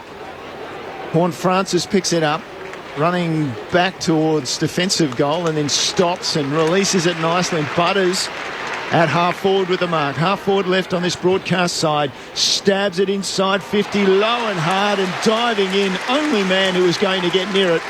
Pal Pepper takes the mark. Well, I tell you what, the work of Horne-Francis there, he's only had the 4 disposals in this first quarter, but his composure with the ball was outstanding. And once again, the spread from Butters getting involved in that passage of play. Laterally, spotted up, and again, a great connect inside 50 to find Pal Pepper. There isn't too many times he doesn't find the body, does he? No, yeah, great. Yeah. So Sam Pal Pepper already with 1 goal this afternoon. The opener for Port Adelaide comes in. 45-degree angle, hangs it out to the right, and it stays there for the minus score. Extends the margin in favour of the Power to 5 points as we approach quarter time. 34 minutes down in the opening quarter. Richmond want to have one last crack. Long ball out of defensive 50 through short. Packer waits on the broadcast wing. Taranto launched. There was a holding free kick, and it was against Soldo. Aaliyah to receive it just in front of the benches. Wants to send it back in. Still 15 seconds to work with. It won't matter. Trezise floats across and takes the intercept mark. Looking good on debut. Really good start. Came through the mid-season draft as part of Richmond's VFL side. And already has 5 touches in the opening term. But it is Port Adelaide with the lead at quarter time. 5 points the margin. 4-3-27. Place 3-4-22. Goal scorers for the Power, 2 to Lord, singles to Willie Rioli and Pal Pepper. Meanwhile for the Tigers, 2 to Bolton and 1 goal to Jack Graham. Plenty of footy coming your way in the conclusion of the regular season on Grandstand AFL. Sydney and Melbourne, the twilight fixture at the SCG. Carlton and GWS at the Docklands. Here at the Adelaide Oval, it is Port Adelaide by 5 points on ABC Radio, Sport Digital and the ABC Listen app. This is Grandstand AFL. ABC Listen. Police say they can't be sure the 2 fires are linked. A number of anti-Asian posters have been... admit the coincidence is highly suspicious. I was only 8 when my family was targeted as part of a series of terror attacks. Join Crispy and Chan on this deeply personal investigation. I need to know exactly how it happened and what they'd say now if I found them. Firebomb, the new series of the Unravel True Crime podcast. Find it on the ABC Listen app. Grandstand AFL. Now streaming every match on the ABC Listen app. Look for the AFL button. Bergman can hand it to Rosie, who gave it back to Burton. He fumbled, left it behind. Daniel Rioli swarms, gives it to Bolton. Dummies around Bergman, snaps from 25 and finishes with class. Richmond lively early. Austin Martin picks it up, gets past 1, and now they'll get down to half forward through Young. Numbers everywhere. Soldo was free. Hand pass off to Graham. Inside 50. Lovely finish. The Tigers are up and about. Rioli opens the angle. He snaps low, hard, true. Did that hit the post? I think it hit the post. It's the left-hand goalpost again. Different pocket, but we're going to get a score review. So it's quarter layer of paint. Underground handball to Burne-Jones, and now both have gone up the wing with ease, and into the pocket they hit the leading Willie Rioli. Rioli will square it up and finds Lord. Leans back on the kick and does enough to sneak it home. He's got two. The 2023 AFL season. On radio, ABC Sport Digital. and now streaming on the ABC Listen app. The Tigers are eyeing off an upset to conclude their 2023 campaign, but Port Adelaide with the late surge have the early advantage. 5 points the margin. 4-3-27 plays 3-4-22. Could be set for a close game here at the Adelaide Oval, the first of a trifecta of games on Grandstand AFL with Sydney and Melbourne and Carlton and GWS still to come. Aaron Bryans and Neil Cross calling the action. Rod Jamieson, Josh Franco, your experts. The text line 0437 774 774. Jamo, Josh, what do you make of that opening turn? Well, I reckon Richmond actually came out, they looked really sharp, and I think you mentioned that early in that first quarter, Jamo. Their pressure, their intent to close time and space on the ball carrier actually rattled Port. They started a little bit sluggishly. The numbers support that, so from a sort of KPI perspective, the contested possessions +8, these are all in favour of Richmond. The inside 50s +6, the tackle count +1, the clearance count +2. So they've sort of dominated that statistically. Port Adelaide's efficiency inside 50 has probably been something which has kept them in the game, and the margin now is 5 points in favour, as you said, of Port Adelaide. But I think Port Adelaide's inability to stop those uncontested marks and uncontested possessions from Richmond has been a bit of a concern, and they've been able to play the game in their front half, the Tigers. They just haven't been able to capitalise, I guess, to the extent that they would have liked. Yeah, and then just to back that up too, the hit-outs, Soldo and Nankervis, it's 12-5. And this is where Josh Carr-Pry said they're not that really good in that contested area or clearance. It's more the outside footy, and I think that's what they've been able to do in that first quarter to maintain possession on the outside and get it forward. But they are beating up Port Adelaide in the middle in the clearances. So Dustin Martin, Nankervis, Dow, and then it comes in as Butters for the first possession. Martin, Nankervis, then Butters. So not only are they winning the hit-outs, they're actually winning the clearance and their first possession too. So an area where they need to lift, and thought that Port Adelaide might get over the top of Richmond. It's sort of getting away from, it's only quarter one, but it's something to keep an eye on, that's for sure. Well, I think also too, if you looked at the sort of the state of the game currently to quarter time, Port Adelaide, their midfielders haven't really got going. Butters started too late in that quarter, but we haven't seen a lot of Rosie. Horne-Francis hasn't had a huge impact either. So from an upside perspective, I reckon Port Adelaide, if they can get those, I guess, those key players involved in the game and get back to the pressure game that we know Port Adelaide can play, I've just got this feeling they can blow the game open in this quarter. But to Richmond's credit, they're playing pretty good footy. Dusty Martin too, 11 disposals, 91%. Jaden Shaw dropped it inside 50 on 3 occasions.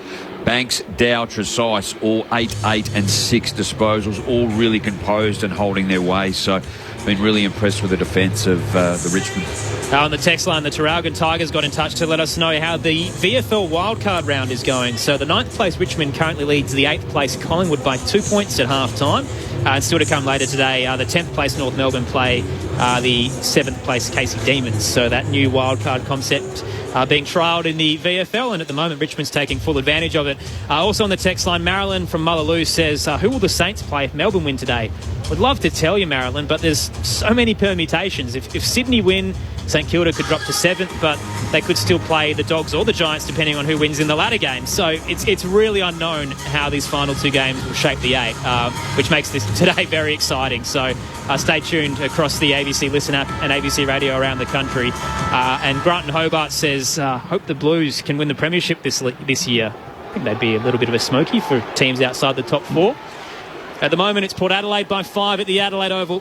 Oh, it's a nice high bounce in the middle. Both rucks stay down, though. Nankervis with a double tap. Dow trying to gather. Rosie's on his back. He can't control it. Wines busting through. Couldn't pick it up under pressure from Graham. And Butters gives away a free kick for a high tackle on Dow. Richmond with the free kick in the centre square. Dow on the 45, just the required 15 to Nankervis. turns and skies it into the 50. Bolter presents, but didn't quite hit the flight of the footy. Graham front and square, caught in the tackle and flung it out. Free kick to Port Adelaide in defensive 50. Jack Buchetta downstairs. Just picking up on what you guys were saying there at quarter time, Josh Carr was particularly animated in that Port Adelaide group and held the midfield group for a long time. Port Adelaide coming out of defence for a long kick from Farrell towards centre wing on the eastern side. Ball comes to ground. They'll get out of there, Lord, and then Hayes, and then Dersma, all of this hand passing forward. McEntee loops one over the top looking for Butters.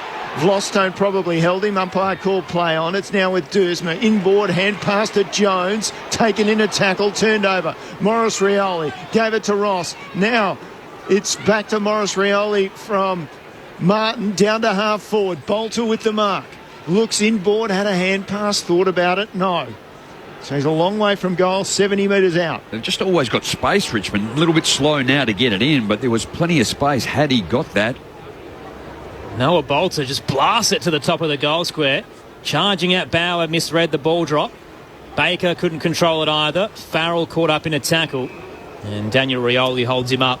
25 out from the Tigers' goal. Kicking to the northern end this term. Left to your radio dial. Hayes wins it down through the hands of Lockie Jones. Picked up by Taranto. Former Giant snaps and misses through for a minor score on the right-hand side. Richmond strike first. 4-point margin. Port Adelaide lead. 4-3-27 to the Tigers. 3-5-23. Early stages in the second term. Do you reckon Port Adelaide at the moment just a little bit guilty of not reading what's going on with the game? Richmond's pressure's been outstanding, just overusing the ball by hand at the moment, the power. Well, I think the forward handball can be dangerous, but at the minute they're just looping it and getting themselves into trouble, Port Adelaide. Farrell allowed to run out, take a couple of bounces, send it to centre wing with a long kick. Richmond will come back the other way. Dustin Martin, ball in hand, good to half forward. Found Taranto. Back to goal, quick hand pass to Desais, changed his mind, held up, gave the hand pass out. They work it. Vlostone gets it back to Taranto. Kick off the back foot, inside forward 50. Ball comes to ground. They've got another opportunity. It's on the foot of Bauer. Across the body, rolling. Oh, he got an A-grade bounce. He got an A-grade bounce and it's gone through for a goal. Contest on the line, straight over the top of Port Adelaide defenders. Alir, I think it was, who was there. But he did have an opponent as well. They were just wrestling in the square, Crossy, wasn't it? Because the kick was over his left shoulder. Bauer, it's bounced well before the square. And Bolter and Alir were just wrestling. And straight through. So another good start to Richmond as they did in the first quarter. Bolter did just enough and Alir couldn't get the hand up. So Richmond take the lead. 4-5-29. Port Adelaide 4-3-27. 3.5 minutes down in this second term. Jack Buchetta on the boundary. Daniel Rioli's come off in a fair bit of pain. They've put some ice on his hip pointer and back, and he looks in a bit of pain at the moment. The fourth lead change of the afternoon. Richmond now up by 2 points. Bounce in the middle. A blow, isn't it? Daniel Rioli, he's run and smarts around the football. Nankervis got it down to Dow. His handball a little errant forward. Wines picked it up, gave it to Rosie. Bursts towards the attacking 50. Loads up, heads for home. Magnificent finish. And again we're going to get a check for a touch on the line. Precise. Back with the flight stuck in armour. It looked like it cleared him. What does the goal review say? If he's touched it well in front of the line. So that will be the question. The behind the goals vision doesn't favour James Trezise, but I reckon the side on will have something to tell us. Yeah, he's well in front of the line. We're going to question his integrity here. First game. Did he touch it? His finger doesn't really bend backwards as the ball passes by, but his hand does kind of curve inwards, as that's the way that he was trying to slap the footy. So, Josh, what do you reckon? It's going to be tough to make a call. It's inconclusive, isn't it? Yeah. Umpire's call. And to your point, Aaron, you don't see any bend in the fingers. I don't think He was hungry for it, Connor Rosie, though. Didn't look anywhere else but the big sticks. He knows he had the distance. Gee, we're going to spend an eternity in the Arc. Not sure. Imagine you caught a fair bit of the Crows game last night, Jamo, but it was a bit of overkill at West with the score review? Well, I think most of the matches yesterday were the same, the amount of reviews that went on. We've zoomed in enough, and the pinky has actually moved, so it will be touched. There you go. And there you go, the score review works. Well, never questioned the young man's integrity at all. Minor score for the Power, 1 point game. So Port 4-4 28, Richmond 4-5 29. 5 minutes into the second term on Grandstand AFL. Well done, James Tice. See, we can get it right. Does it matter how long it takes, ultimately, as long as you get it right? Exactly. Short took the kick in, sent it out to the eastern side, and numbers there favouring Richmond. Taranto got it out to Graham via a couple of hands, and then scrambled kick forward, but only found Finlayson. So with the intercept, chest mark, unopposed, flares it straight across the goal square to Boak, and then near the interchange gates was Powell Pepper inboard with his kick.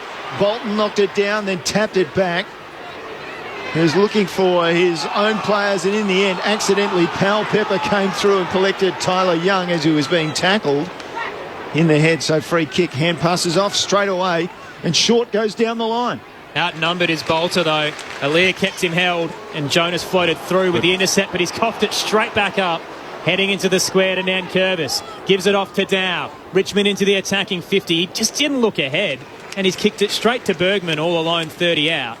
Oh, no, this is ugly. This is ugly, isn't it? Do it? the Benny Hill music. Yeah. The exit from Port Adelaide and Bergman was poor, but Pound Pepper's made it look okay. Clean gather, hands it off to Rosie. Points long, has a couple of bounces. He's having a stroll through the Adelaide Oval and finally kicks into the 50 and finds Burn-Jones, who dropped low to ground and takes the mark, 45 out. Had all the time in the world, Connor Rosie.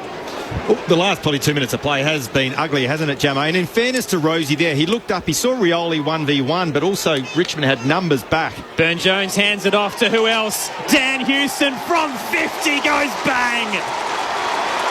Oh, he loves a long-range bomb. Port Adelaide back in front for the fifth lead change of the game. 5-4-34, plays 4-5-29.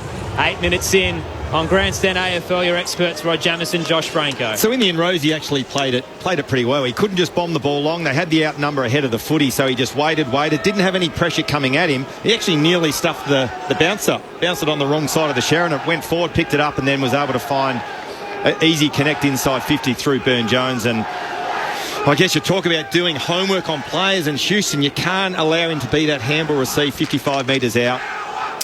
He's got a bomb, hasn't he, too? Yep. And I think just to extend that, when Willie Rioli was running out here to the western stand, he wanted him to double back and go to goal where all the space was, and that's what he was waiting for, and hence the Richmond defenders almost shut him down. Yep. We know Connor Rosie is no Simon Black, who could bounce the ball whilst looking and directing players down the ground. Star he was. Out of the middle. At the back end, it's Richmond who have the ball and split it through the hands. Martin was involved, gave it to Nankervis, received it back. Down to half forward, wasn't a great disposal. Ball on the ground, Graham picked it up. Flicked it wide, they'll go inside 50 again. Bolton had a chance, slipped through his fingers. Jones picked it up for Port Adelaide, back towards the wing. Lord came out, and Broad got it away from him. Taranto picked it up, looking for Hopper. May have dropped it. Hopper makes a tackle and forces the ball up, point of the centre square at right half forward for Richmond. Tell you what, Dusty, he's been outstanding, hasn't he? Already 16 disposals. We're only 5 minutes into this second quarter. It's bringing others into the game. Yeah.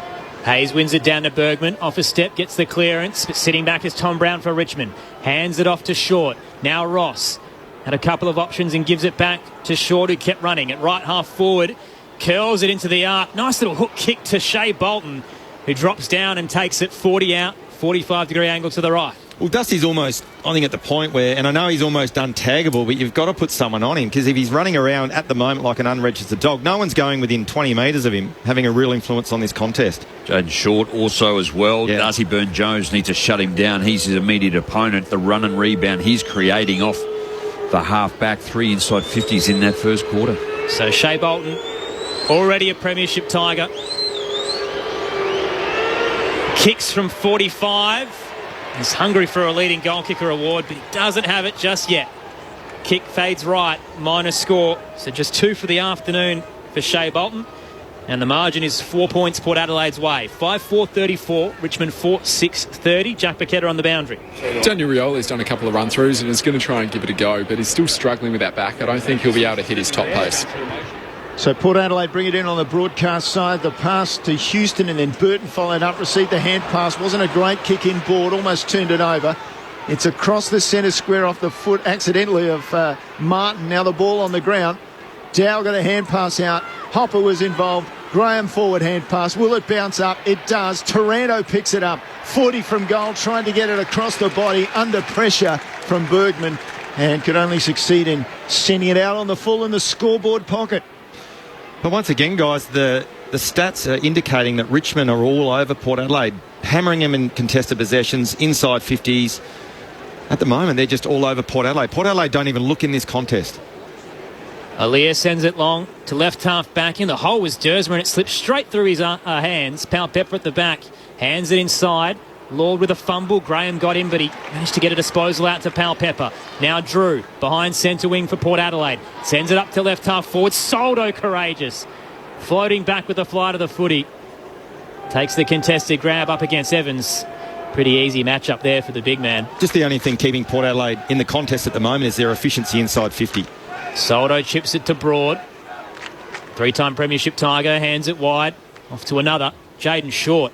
Up to right half forward. Nankervis underneath it. Tried to tap it to the advantage of Bolton, but just didn't quite connect. Ooh, Bergman busting through. Missed the handball. Didn't really hit it hard enough. And Jonas is now caught in a couple of tackles.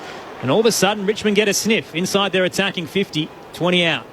Just his ability, Shea Bolton, with his speed to get to the defence and shut him down. Nankervis takes it out of the ruck contest, falling backwards, just got a hand pass out in time. Rosie picked it up, sprints away, goes straight down the middle. Vlostone used his body really well and took the mark, so he'll kick it back inside 50. Drops it 25 from goal. Ball to ground. Jonas knocks it out, straight to Graham. One step, hooked the left foot kick, and not far enough. Minus score, so they are peppering the goals, Richmond, but they're not entirely accurate. 4-7-31 plays Port Adelaide. 5-4-34. 3 the margin in favour of the home side after 12 minutes on grandstand AFL second quarter. 9-2 inside 50s in this quarter, and here's Ryan Burton receiving again, but Houston, Bergman, they actually can't nail it when they're coming out of defence. The 1-2 exit found Drew, then Rosie, and now Houston on the switch to the broadcast wing. Put it in the path of McEntee. Just behind right half forward. Chips it up to Finlayson. Centres towards the paint of 50 and finds Wines. He's just inside. Could load up from here, the former Brownlow medalist. Instead, he'll hand it off. Houston wants to go bang, bang in the quarter. This time it's from 55. Dan Houston. It sits up on the goal line. Did Lord claim it? Floated up, couldn't control it. Goal umpire thinks it's a rush behind, I imagine, but it may have caught a boot as he fell to ground. So we're going again to the yard. Another review. Come on. I reckon Lord, what he should have done is actually shepherded the football through, I think, wasn't it? He tried to take the mark, brought it to ground, then dribbles over the line. Let's have a look at the vision. So behind the goals, it's a bit of a tricky one. There's a couple of hands in there. I think this one looks a little more clear cut. It's not a goal, is it? Didn't come off Lord's boot. Did it? It comes off his boot, looking at the replay, off the back of his boot, but I think Soldo puts his hand on top of it before it goes over the line. Yeah, it's actually taken over the line by Broad in the end, I think. Yeah. Across the line of the Richmond defenders. So the minus score will be confirmed. Back up to a 4-point margin here at the Adelaide Oval. 5-5-35 plays 4-7-31. 14 minutes into the second term. Tell you what I would be doing if I'm McQualter is getting a message out to whoever's on Houston, don't let him get those handball receives. 2 in about 5 minutes. And we just spoke about how the run and rebound from defence wasn't happening for Port, and on that occasion it did, which resulted on a shot on goal. So Richmond have the ball in, and on the eastern side of the ground, Ross sends it high down to half forward. Off the pack taken by Rosie. Gallops away, looks around, and then decides long ball inside 50, the best option. Broad knocked at the ground. gets his own ball and just hand passes into space. Dangerous, left forward pocket, picked up by Horne-Francis. Oh, he tried to beat Grimes, was taken to ground. It'll be a free kick plus 50 because Lord played on, dribbled it through. And the umpire said, no, you heard the whistle, let's go down the ground. That's exactly right, Crossy. Lord's got his hands in the air saying, what's he paid 50 for? He would have learnt that in under 10s. That was 50 every day of the week. Holding the ball on Horne-Francis and then disposal after the whistle was blown. Tom Brown let him know about it too. Yeah, he did. No urgency from Grimes to escort the footy up to centre-half back. The co-captain had a couple of options on either wing, but he just doesn't look confident. Called to play on, finally just launches it up towards right half forward. In the pack, Bergman and Martin both couldn't claim it. Bergman on the bounce, hands it to Horne-Francis, trying to weave away from Ross. Retreats in the end with a short kick to Farrell. Defensive edge of the square. And Farrell will look for the switch now through defensive 50. Spots Jonas, the skipper. Heads to right half back, Burton. You'd think one of those two would miss out at the expense of Trent McKenzie come finals. Rosie now down the line. Hayes underneath it, outnumbered, nearly claimed it against Tresize. Who gathers on the bounce for Richmond and just smashes it back where it came from. Soldo manages to hold on to the footy. Not a lot ahead of him though. Squares it up on the logo. Hopper. No look handball to Morris Rioli. Tumbles it as he was pushed off his kick to Baker. Gathered clean. Got it to Taranto. Now Dusty from 55. Top of the goal square. Bolter. Got away from Jonas. Both mitts in the air and clunks it 10 out straight in front. Well, I'd like to see the replay of that contest on top of the 50. I reckon Baker actually tapped it onto his team. Did you see that, Joe? Yeah. Looked like he was going to take possession of it, tapped it on. Straight to Taranto. Yeah, it was awesome. He's having a quiet third day, but gee, Liam Baker is such an important player in this side. So Noah Bolter. 2 goals last week.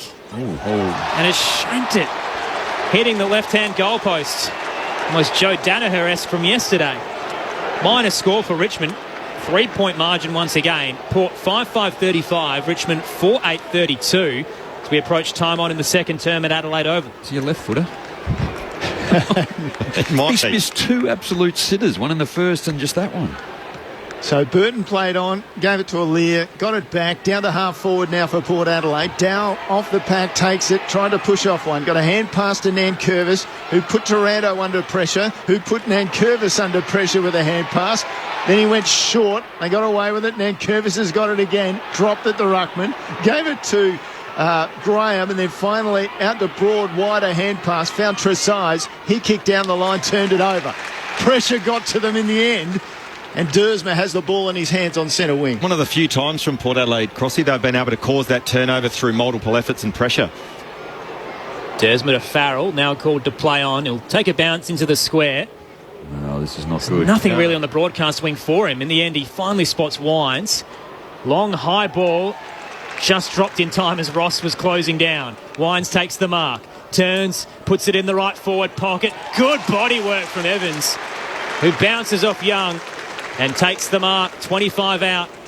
Tight angle on the right. Did it superbly, didn't he, Evans there? Just protected the drop of the ball, used his body superbly. And in the end, almost took an uncontested mark. The laid in for Todd Marshall after 3 goals in the Sandful. Francis Evans has really capitalised most of the opportunities he's been able to get so far this campaign, albeit doesn't feel best 22 at times. Comes in, kicks from 40. Beautiful delivery as he squeezes it through the big sticks. Francis Evans opens his account for the afternoon. Port Adelaide up by a game-high 9 points. 6-5-41.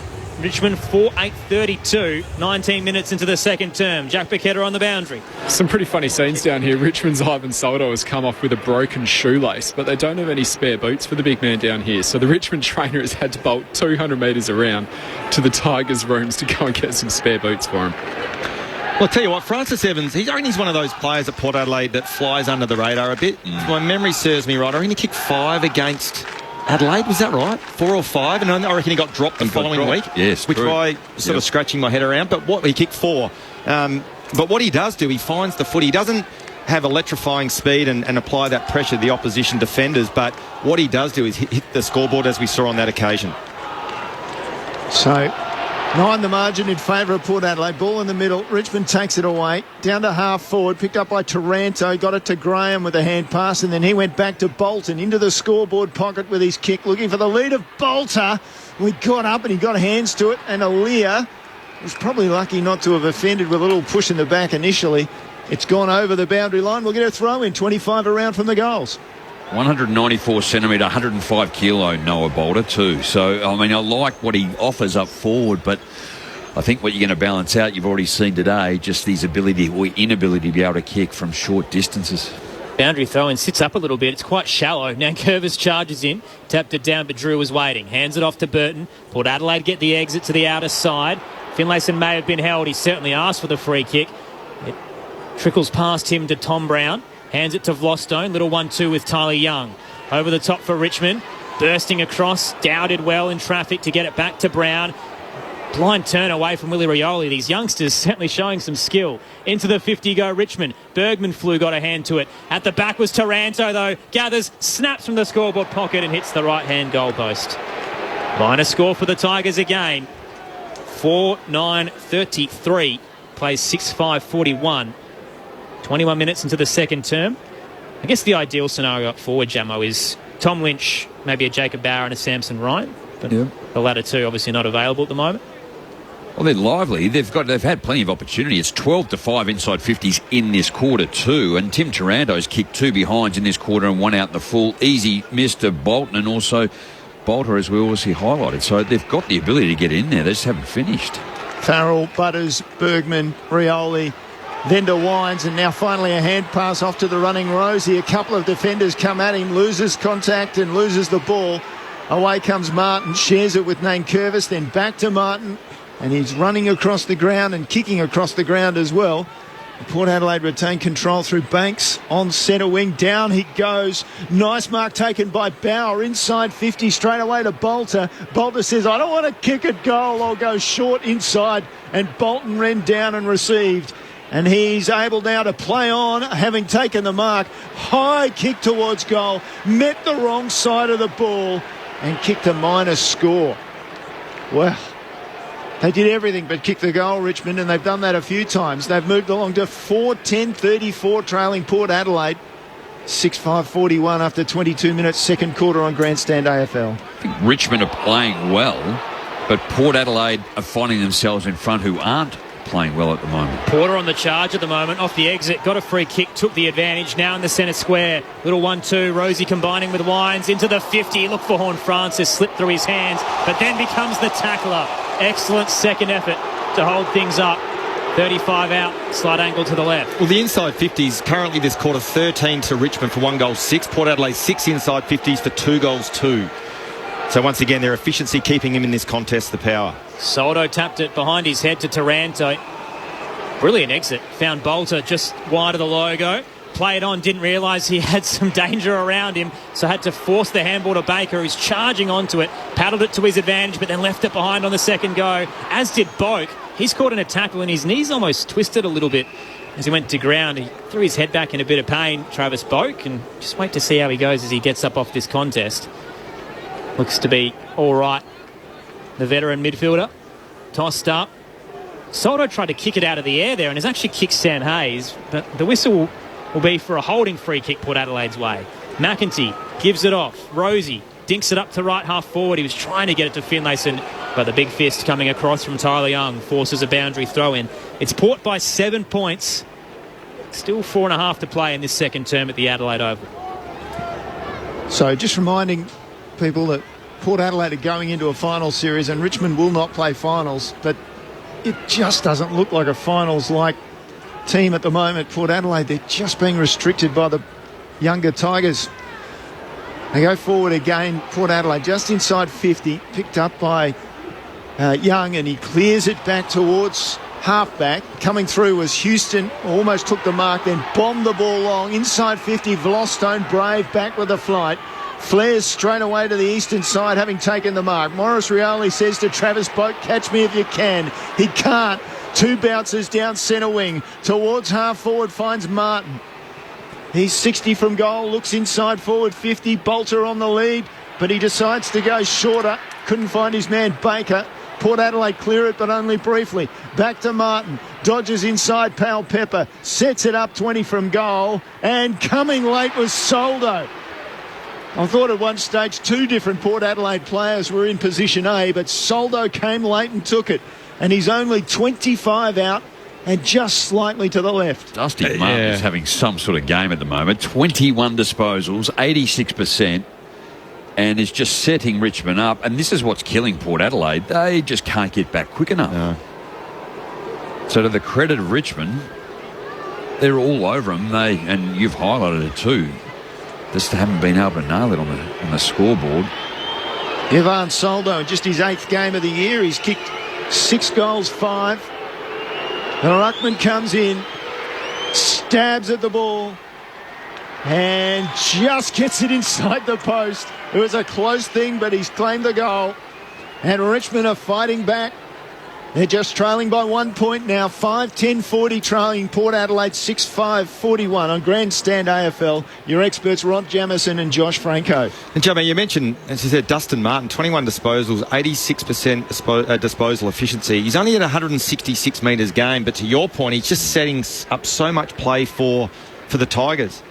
And at the moment, he's one of those players, I understand that he's really hard to negate and shut down, but no one's really paying him any attention whatsoever. All know that he sort of runs his own race in terms of how he plays the game. He comes up to the stoppage, he plays as a mid, he can drift forward, but Port Adelaide need to pay him more attention because at the moment he's looming as the game breaker and having a massive influence on this contest. So Thompson Dow in the middle of the ground. He just went flat out at a contest with Sam Powell-Pepper and just brushed him aside only a couple of minutes ago. He's having a good afternoon. Speaking of, he's just received it from the ruck contest and hands it to Nankervis. Now short, breaking away off the half-back line. Takes a couple of bounces, 3 in the end through the square. Heads to the top of the goal square, 2-on-2. Martin was there and got cleaned up by Bauer, who flew through the air over the top. Bergman at the fall of the footy looks to exit. Right half-back, Evans was held in the contest. And the umpire saw it. Free kick against Nick Vostone. And Port Adelaide have it at right half-back. Evans spears it down the line. McEntee marks in front of the benches. Jaden Short playing half-back. He's had 6 inside 50s. They'll have to shut him down coming off the back line. Short pass from McEntee. Borderline 15 to Dersma, who's forward of centre wing. Leading the way for Port is Rosie and Houston with 4. So that's how influential he is playing. Dersma sends it to the 50. It's falconed broad in the air. Spills down to Trezise, who's caught up in the tackle from McEntee. Ball up to come just outside the 50 for Port Adelaide. Right half forward at the moment, kicking to the Riverbank stand end, and they're up by a point. Ball goes in the air. Hayes with the knockdown. Came to Hopper, just dribbled a kick out. Houston took it for Port Adelaide. Straight across the ground he went. Farrell's there, we know he's a long kick. Mark, he's inside the centre square, stabs the ball and finds Finlayson. Broad did well to get in front, but Finlayson got him over the top with the ball and took the mark maybe 35 metres out, just to the left. When I look at Farrell play, I get this impression that he knows he's an unbelievable kick, and he is. He is. And it's either penetrating long 50, 55 metres coming out of the back 50, or that little finesse going inside forward 50, as we saw on that occasion. So Jeremy Finlayson, 50-50 just about on the season from goals. Coming into this match, 38-36, and he's away that time. Just hooked it slightly for the minus score. Doubles the lead for Port Adelaide to 2 points, 6-6 to 5-10. 28 minutes down in this second term. First term went 33 and beyond. Grimes plays on from the defensive goal square. Booming kick up towards the wing on the outer side. Soldo flew, almost tunnelled in the air and couldn't control it. At the back, Farrell gathers. Charges backwards in the end. Spots up Burton, who marks the defensive edge and runs away from Dustin Martin, who'd almost settled down a little bit, let him go. Drew marks now, hands it off to Aaliyah, heads to the top of the goal square. Willarioli nearly pulled it in with one arm, wrestling with Grimes. Fell into the footy and knocked it over for a minus score on the left-hand side. He's been dangerous this afternoon, young Willie. It's a 3-point lead to the Power as Richmond looks to exit defensive 50. So it's in the hands of Broad as he comes to this broadcast side of the ground. It's fallen off the back to Duursma. Oh, he tries to go back at 45. He only finds Martin. Martin looks up, says, well, there's nobody much inside 50. I'll just barrel it long. And he's away to the right as the ball travels through for the minor score. He kicked that from 70 metres. Farrell quick to bring it back in for Port Adelaide. Drops it in short for Boak in the scoreboard pocket.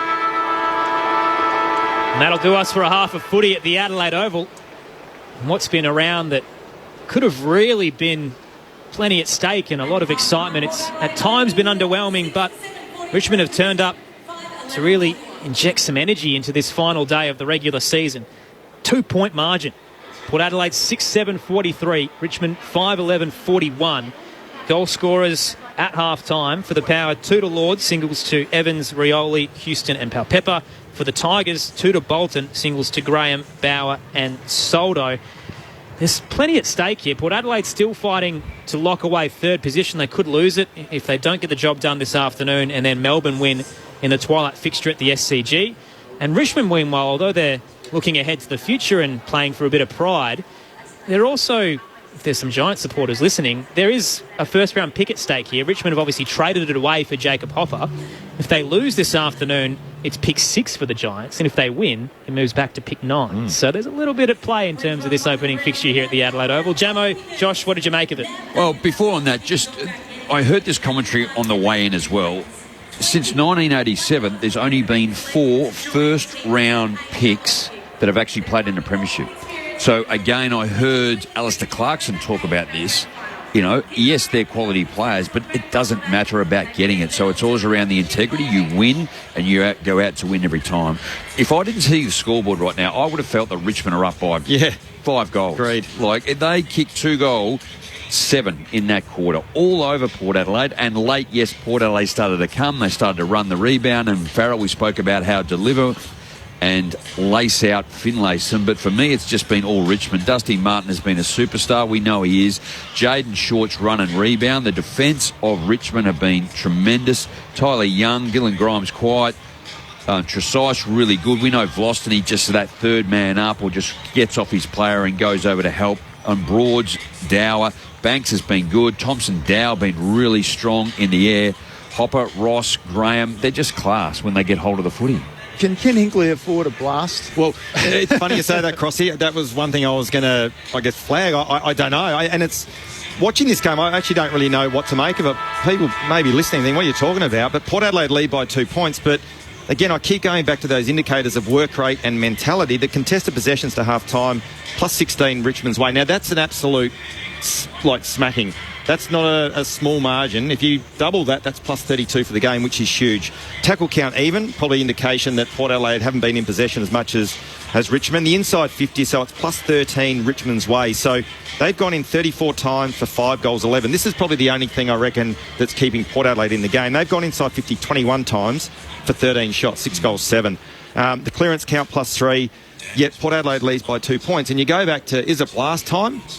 I actually don't know. I don't know. I mean, do you maybe just grab the leaders from Ken Hinkley's perspective and put it on them? And, you know, the Butters and Rosie's been okay. Butters has almost been unsighted. Jason Horne-Francis hasn't really been sighted at all. And put it on those guys rather than giving the group a blast. But they need to get a reaction out of this because in the end, as we said, obviously they're leading on the scoreboard, but all the KPIs are pointing to Richmond should be up by 4 or 5 goals. And that's the way that we've seen it. I would imagine up here in the commentary box. Is that a bit of a top 4 mentality that they can't really drop out from there? Yeah. They can move down to 4th, but obviously you're trying to preserve yourself a little bit for what's going to be a big qualifying final. I think this might sound really silly. I always struggled playing early games. I don't know if that adds to this. You know, like this is like 12 o'clock. These guys would have been here since 10. And yes, they're professional. You play any time, any place. So I get that, but it's just They've come out really sluggish right from the outset. I mean, Richmond haven't. So, again, you go the other way. Well, they've clearly adapted to the conditions. They've come to Adelaide. Their record here when they come, they've played, this is their 20th game, but they've won 8, lost 11. So it's not really the hunting ground that they would like, but that's both against Adelaide and Port Adelaide. But I just feel Richmond are absolutely all over. And the younger players for Richmond too, you know, the two and the quality that's out there, they're really stepping up and playing their role, which is what David Teague was talking about. Just play your role. Play your role. It's interesting, and we interviewed, obviously, David Teague before the game, and he talked about how they're already preparing, I don't know if you picked up or not, their Mad Monday costumes. Yes. So yes. You potentially think that could have a negative impact on how they approach this game, Richmond, but it definitely hasn't. But conversely, Port Adelaide, now you look at coming into the game and the changes for Richmond, they haven't got the guns, the heroes of Richmond over the last decade playing. So whether they sit there and go, they've just brought these young blokes in, we're going to steamroll them, roll over the top of them and then roll into finals, but it's not the mentality. And I reckon we're seeing a bit of that at the moment, which is why it goes back to the comment around how do you approach this at half-time if you're Ken Hinkley? Do you give the whole group a spray to try to get a reaction? Probably not. You might want to save one of those for the finals, but I'll be definitely putting it on the senior players for the power. On the text line 0437 774 774, M from Melbourne did ask that question, said, hi team, enjoying the call. Is it indicative of a side that's just trying to keep itself fresh for a finals burst? It feels very unlike a Ken Hinkley side. So hopefully that answered your question, M. Fran from Melbourne also got back to us about, she's a Collingwood supporter, and asked her whether or not she preferred to play Port or Melbourne week 1. She said, I'm not sure, Aaron. I just don't want the Collywobbles to rear its ugly head. So top 4 pretty good. We'll see how they play out. So that's from Fran from Melbourne.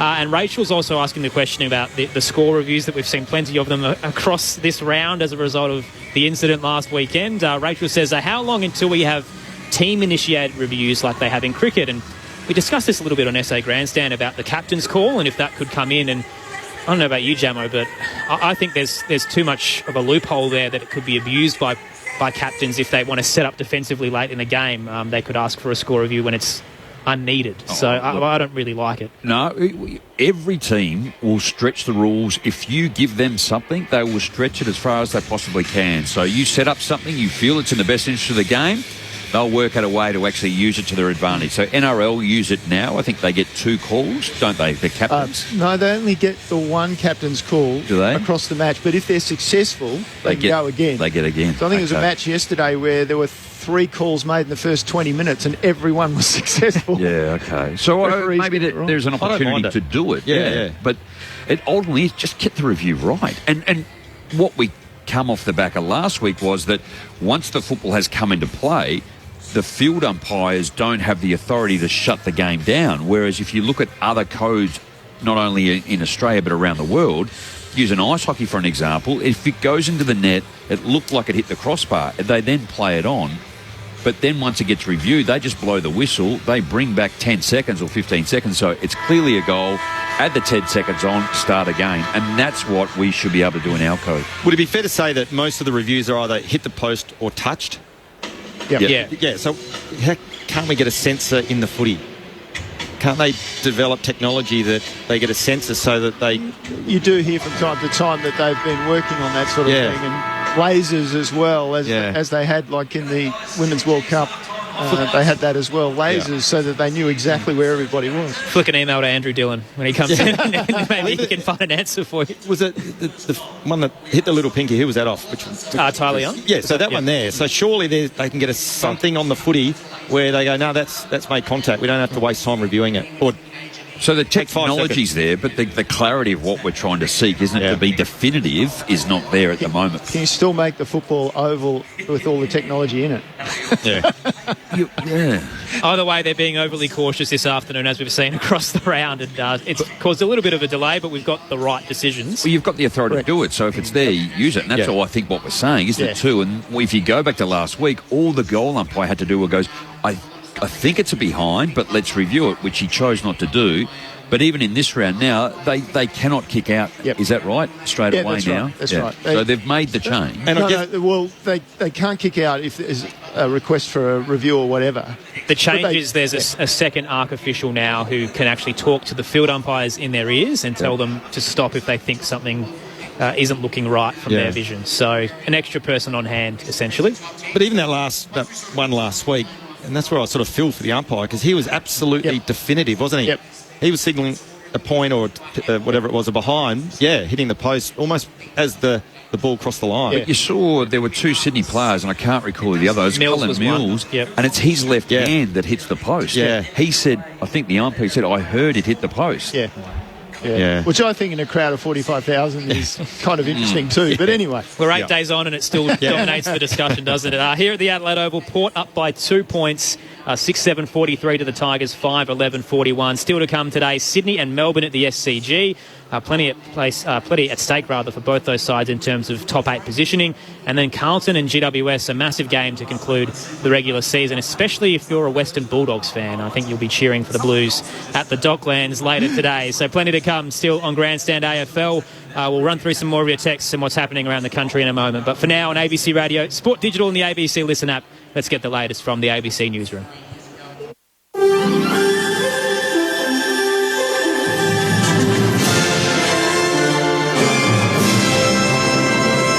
ABC News with Satyam Weinstein. The Federal Treasurer says it's likely states and territories will have to pay more for the National Disability Insurance Scheme as the government continues its review. Funding for the NDIS is being reviewed amid warnings it will become unsustainable unless its growing expenses are significantly restrained. Treasurer Jim Chalmers has told Sky News it's self-evident funding arrangements will have to change. It's one of the stunning conclusions from the intergenerational report. So the NDIS costs tens of billions of dollars. The Commonwealth share of that goes up over time. And so much of our effort, Bill Shorten, but the Cabinet more broadly, is how do we make sure we get maximum value for money for a scheme which is very important. Independent MP Allegra Spender says the government must reform taxation to ensure the security of future generations. Ms Spender has been advocating for the major parties to be more open to a wide-ranging discussion on tax, but says the government and opposition are scared to debate the issue. The MP says the nation's tax system is driving intergenerational inequality. This is the challenge that we have now, and it's only going to be exacerbated into the future. You know, young people are feeling abandoned by the tax system, by the housing system, and I think the tax system has to play a part in addressing that. Former Prime Minister Julia Gillard is recommending an ambitious overhaul of South Australia's early childhood education and care sector. The recommendations from a Royal Commission into the sector include a major expansion of out-of-school hours care, including at preschools, a new state agency to increase the number of children who are developmentally ready for school is also recommended. Ms Gillard says it can be a nation-leading program to prepare children of all backgrounds for school. Every child will benefit, but children who need it the most will get additional assistance. High quality, irrespective of a family's postcode or the nature of the service that they choose. And nation leading. The South Australian government's committed $70 million to begin implementing some of the report's recommendations. Authorities say a shooting attack in the US city of Jacksonville in the state of Florida is being investigated as a hate crime. A gunman killed 3 people inside of a store before killing himself. Police say the suspect left a manifesto and wanted to kill black people. FBI Special Agent Sherry Onks says they've opened a federal civil rights investigation. We will pursue this incident as a hate crime. Hate crimes are always and will always remain a top priority for the FBI because they are not only attack on a victim, they are also meant to threaten and intimidate an entire community. Zimbabwe's President Emmerson Mnangagwa has been named the winner of the country's general election despite claims of vote rigging. The BBC's Shingai Nyoka reports. Mr. Mnangagwa has been re-elected president in highly contentious polls. His rival's party refused to sign off on the official results and boycotted the declaration of the winner. Earlier, state media declared that Mr. Mnangagwa's party had won close to 2/3 of the parliamentary vote. International observers said the polls fell below the threshold for democratic elections. The opposition will have 7 days to appeal, but they have little confidence in the courts. Mr. Chamisa's application to overturn election results in 2018 was thrown out. 2 large explosions at a liquefied petroleum gas terminal in Romania have left at least 1 person dead and 46 others in hospital. After the first blast, a fire spread to 2 tanks at a nearby house before a second explosion injured 26 firefighters. Authorities say the fire is yet to be extinguished and a 3rd tank is at risk of exploding. A neighbour says a house fire which killed a man in Sydney's southwest overnight was so fierce he could hardly see through the smoke. Lithium-ion batteries are being investigated as the cause of the blaze at Punch Bowl. A 54-year-old man tried to extinguish the fire but was overcome by smoke. He died at the scene.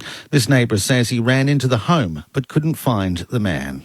Because the lady, she was very scared. I ran inside and I tried to enter upstairs and to look in the rooms, but I couldn't go to the left room. And then the fire was full and smoke everywhere. I couldn't see anything and I couldn't hear. I tried many times calling, is there anybody here, anybody here? Alexander Usyk has claimed a controversial win to retain his heavyweight boxing titles, stopping British challenger Daniel Dubois in the 9th round. You're up to date with the latest from ABC News. With the ABC Listen app, you can take the footy with you wherever you go. Off to walk the dog? Take the footy! Going camping? Take the footy! Picnic in the park? Take the footy! ABC Sport's expert coverage of the AFL Incredible grab! and the NRL. Every goal, try, mark and tackle, live and commercial free. So whatever you're up to, Take the footy! take the footy with you on the ABC Listen app. Grandstand AFL. Now streaming every match on the ABC Listen app. Look for the AFL button. It's on the foot of Bauer, across the body, rolling. Oh, he got an A-grade bounce. He got an A-grade bounce and it's gone through for a goal. They were just wrestling in the square across. He wasn't it because the kick was over his left shoulder. Bauer, it's bounced well before the square and straight through. Clean gather, hands it off to Rosie, points long, has a couple of bounces. He's having a stroll through the Adelaide Oval and finally kicks into the 50 and finds Burne-Jones, who dropped low to ground. Burne-Jones hands it off to who else? Dan Houston from 50 goes bang! Port Adelaide back in front for the 5th lead change of the game. Wines takes the mark, turns, puts it in the right forward pocket. Good body work from Evans, who bounces off Young and takes the mark, comes in, kicks from 40. Beautiful delivery as he squeezes it through the big sticks. Francis Evans opens his account for the afternoon.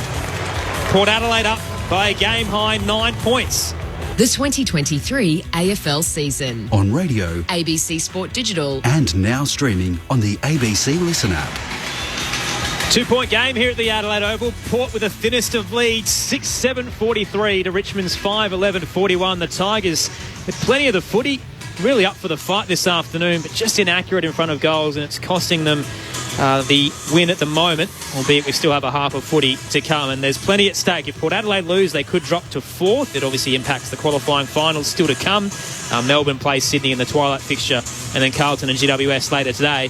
If Richmond win as well, the Giants' first-round pick, which is their first-round pick, turns from pick 6 into pick 9. So there's a little bit at stake for both these sides. Richmond would love to finish the year on a high, and in doing so, they've blooded a couple of debutants who look pretty lively out there. James Trezise and Tom Brown with 9 disposals each, so they've certainly fit well into the 22. Port Adelaide, meanwhile, quite lethargic and maybe even just a little cautious on the eve of finals, but they'll need to find something if they want to lock away 3rd position. Aaron Bryans and Neil Cross with you for calling the action. Your experts, Rod Jamieson and Josh Franco, with Jack Piquetta downstairs on the boundary. The text line 0437 774 774. The kid in Kilmore's got in touch with a solution for the goal review issue. It says, how about a coat of slow-drying paint on the goal and behind posts so we can see it on the footy? We might be rotating the Sharons a fair bit, I reckon, if that happens. Thank you to John for your text as well. You're too kind, making us blush, talking about the call today, and I'll flick you your fee for that kind text as well, John, in the mail. Andy from Wodonga also says, hi team, they get a week off in terms of the finals bye, so why would Port Adelaide be trying this afternoon? And again, you still want to finish your campaign, Josh, with some momentum. Yeah. It could be 3 wins in a row heading into the final series, and it does impact your matchups. I mean, it'll be either Brisbane at the Gabba or Collingwood at the MCG, and as you mentioned earlier, you probably prefer Brisbane. I guess the only downside of that is come a prelim, if they do lose the Gabba qualifying final, you then have to likely face Collingwood. So, yeah, there's no easy task when it comes to the top 4 this year. No, I reckon there's a couple of things there as well, Aaron. And if you look at the week off's probably more reason to come out all guns blazing in this last minor round game, because you do get the week off to recover and recuperate. You don't want to go into the bye before the finals lethargic and coming off a loss. So it's important that they keep their momentum, they keep the ball rolling in terms of their ability to impact the game and win games of footy and play the brand of footy that they want to play. Because, as you said, at the moment, Port Adelaide not quite there. It is, it's close in terms of they have the ability to flick the switch and then blow this game right apart. But at the moment, it's not looking like the Port Adelaide we know when they're at their best. And I think it's hard to just turn it on when you want to, isn't it, too? You want to be able to go into the break or the final. Like, you just want to win. It's all about win. How good do things feel when you're up and about and winning, regardless if it's a home and away or a final? Well, speaking of that, Neil from Coburg flicked us a text as well and says, calm the Roo boys. I mean, they've lost pick one, but they're ecstatic with the performance yesterday. Good point. That's a really good point. And I think the other thing for Port Adelaide is they've got players to come back into the side. So guys out there are playing for a final spot. So that's the other carrot, I guess, in terms of, what they're trying to achieve. So, Francis Evans, those sorts of guys that are looking to hold their spot, Lord, because they've got good players coming back into this lineup. I heard Stevie Johnson talk about it. He said, you just put your body on the line. Even if you know you're going to get injured and you could miss games, it doesn't matter. The last game going into finals is vitally important. Yeah. Port Adelaide by 2 points on Grandstand AFL up against the Tigers here at the Adelaide Oval. Eleni T with the footy in the middle of the ground. Perfect bounce as Nankervis and Hayes soar into the air. Nankervis wins it down, but socket off the deck by Drew. Through the circle, Burn-Jones comes out to gather, missed it in the end, and Vlostone picks it up. Hands it off to Bolton, a little 1-2 with Nankervis as he breaks to the outer side. Down the line, it's slipped through the hands of Daniel Rioli. He's been a bit proppy with a groin issue this afternoon. At the back was Dersma, squared it up to Houston. He's at right half back, Port Adelaide kicking to the northern end. Goes wider with his kick. Straight away Dersma takes it and plays on. Wobbly kick inside forward 50, floats into the arms of Burn-Jones. And he takes the mark, 35 out, and probably a little bit more acute than a 45-degree angle. And just on Burn-Jones as well, just his third disposal he's lining up for currently, just the 2 in the first half. So both of those were handballs. So his first kick for the afternoon. So the former defender, again, not a great record in front of goal. 16 goals, 15 across his 20 matches this year. This being his 21st. So in he comes. And no problems. Struck it nicely. So first goal of the second half for the Power. Just extending that lead. 7-7-49. Richmond 5-11-41. 60 seconds into the third term. Probably just a classic example of how you can absolutely get torched on turnover. Rioli drops the uncontested mark. Port Adelaide get on that loose ball, come inside, long ball inside 50, shot on goal to Burn-Jones and finishes it nicely. 8 points the margin. The game high was 9 midway through the second term, so it's been a single-digit ball game throughout the afternoon. Port Adelaide with the advantage. Contested marks 13-3 in favour of Richmond. High bounce in the middle. Hayes rises early and Nankervis stayed down and won it straight to Dow. He's looked good this afternoon. Pushed as he kicked it though. Rolled a couple of metres to Martin, who's collected high. Free kick to come back to Dow. So in the centre square. Dow sends it into the attacking 50 for Richmond. Bauer presents, spoiled away by Jonas. Trickled through to Baker. Handball towards the goal face. Cut off by Aaliyah as he weaves through traffic and exits to Pal Pepper. Marks it right half back. Collected after as well by Broad. And they'll bring it back. Pal Pepper now looks to switch. Across the defensive 50. Finds Burton and now to the broadcast wing. He spots Darcy Burn-Jones.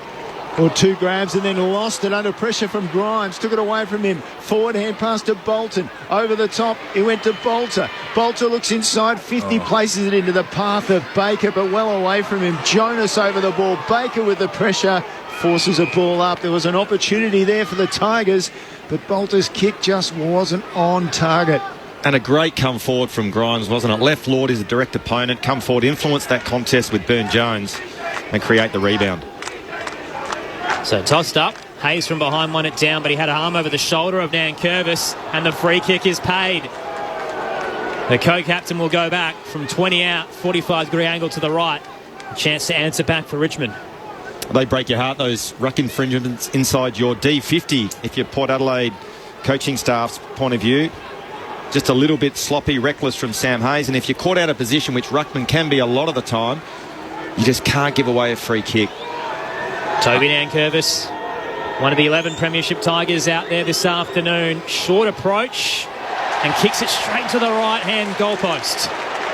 Minor score again for Richmond.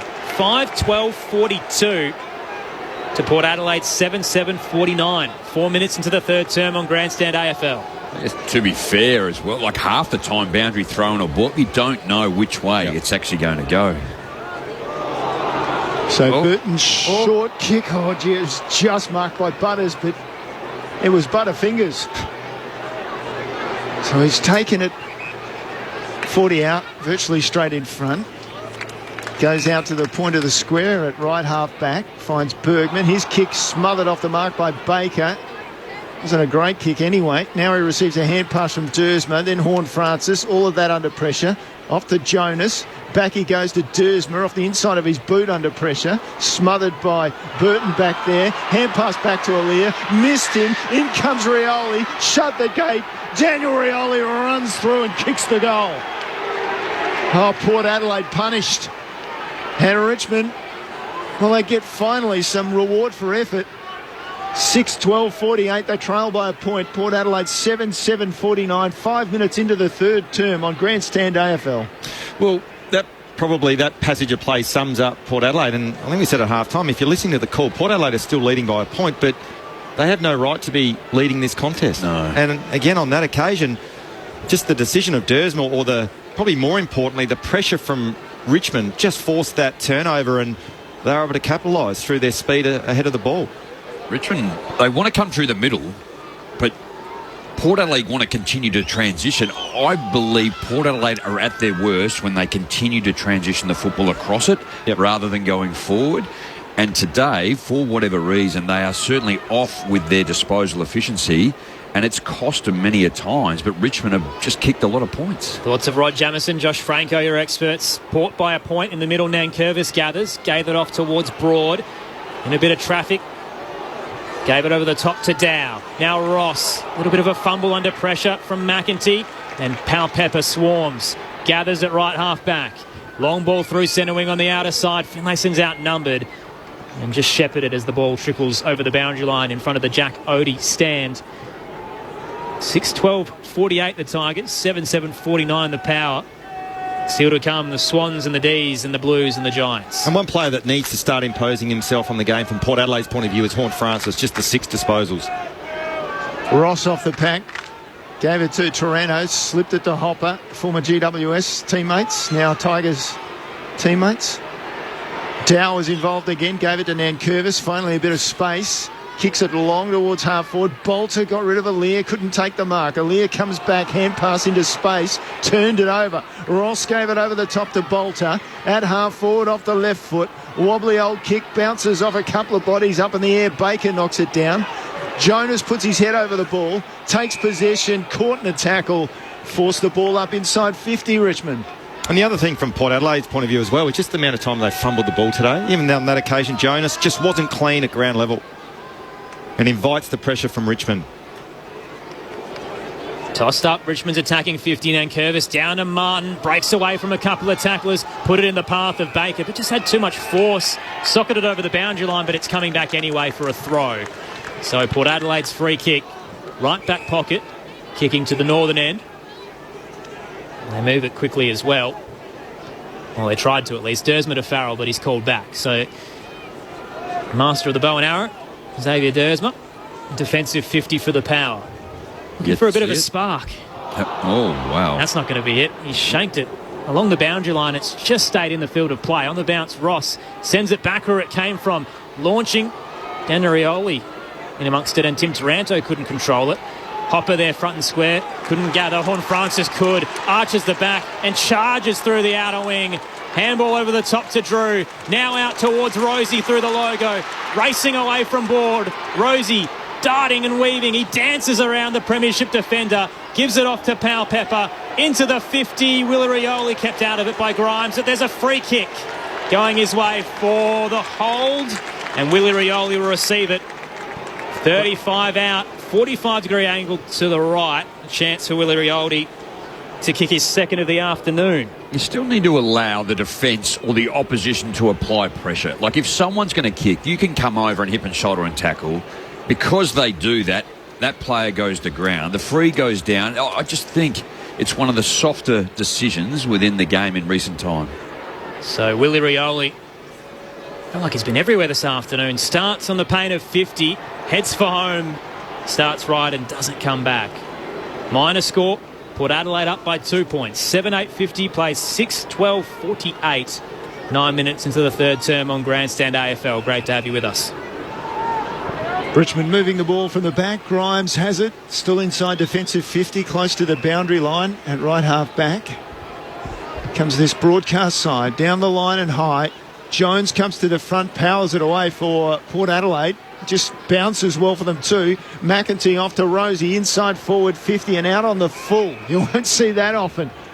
Complete waste of possession by Connor Rosie. It's from his half-forward flank. That's on the corner of the square and he's put it out on the full. Trezise, the debutant for Richmond, down the line, he goes with a kick. Big pack, falls over the back. Morris Rioli's there, just tries to paddle it forward. Had a runner in space, Taranto.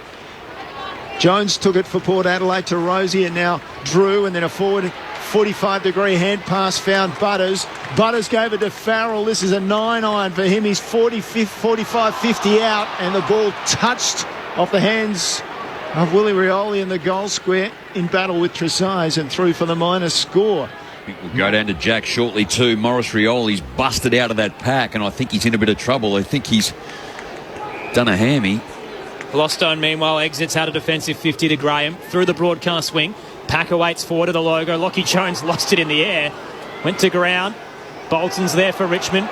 Gave it off to Nankervis. Now Martin sends it into the 50. Soldo floating across is clipped through the air. Absolutely clothesline and will receive the free kick. 35 out, slight angle to the right. And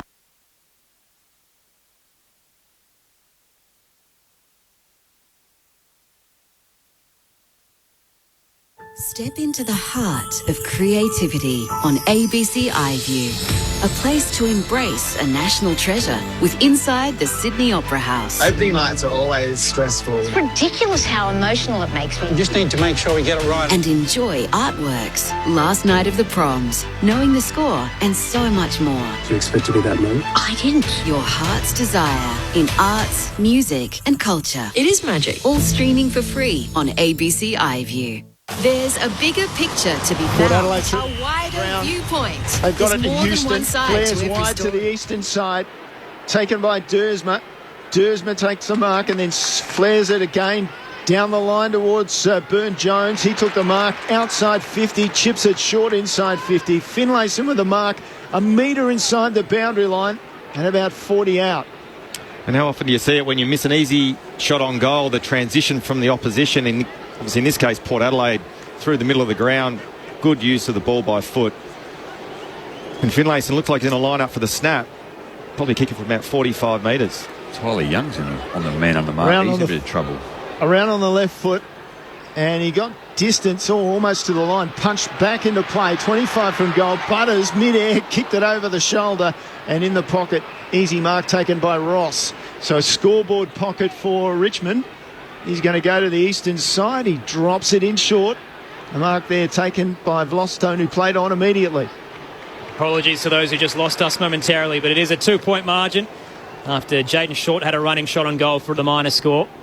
Now Port Adelaide look to re-enter the attacking 50 after Houston's intercept. Houston's he's been good, hasn't he, this afternoon for Port Adelaide? Gave it to Wines. Now into the attacking 50. Pal Pepper charging out. Is almost just slightly pushed under the footy, and Nathan Broad takes the intercept grab as he moves it to the scoreboard pocket. Defensive 50 at the moment for the Tigers. Jaden Short having one of his better games this season. Massive kick out through the outer side. At the back, Jonas didn't really expect it to come his way and dropped the footy. Martin now wrestling with Rosie. There's two quality talents. And they walk it over in front of the Max Bashir stand on the outer side. Jack Paqueta downstairs. Richmond's Morris Rioli has been subbed out of the game with a right hamstring injury, so Ryan Mansell is in for the Tigers. Well picked up, Jamo. So the speed. Ball on true centre wing out on the eastern side. Comes in from the umpire. It went to Dow, who received a tap from Martin. Hand pass astray. Drew inside 50 for Port Adelaide. Ball sat up. Pal Pepper got his man short under the ball. And then the ball goes over the boundary line. Tyler Young picked it up. Pal Pepper with the pressure carried him over the line in that scoreboard pocket.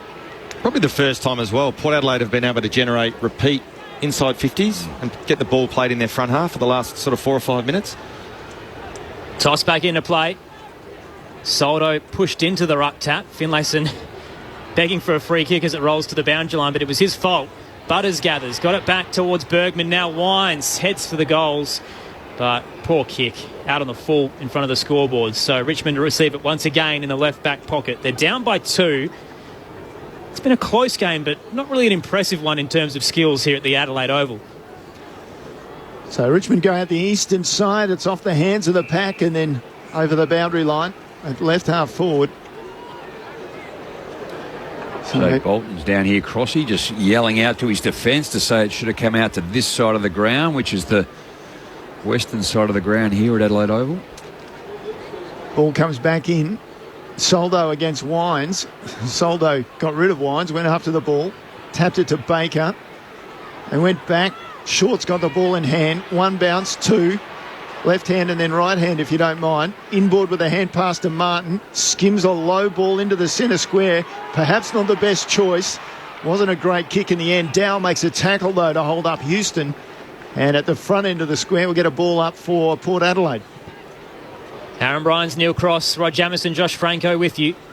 Soldo wins it down to Martin. Got it wide to Dow, but he's buffeted off the footy. Butters to Burn-Jones from 45.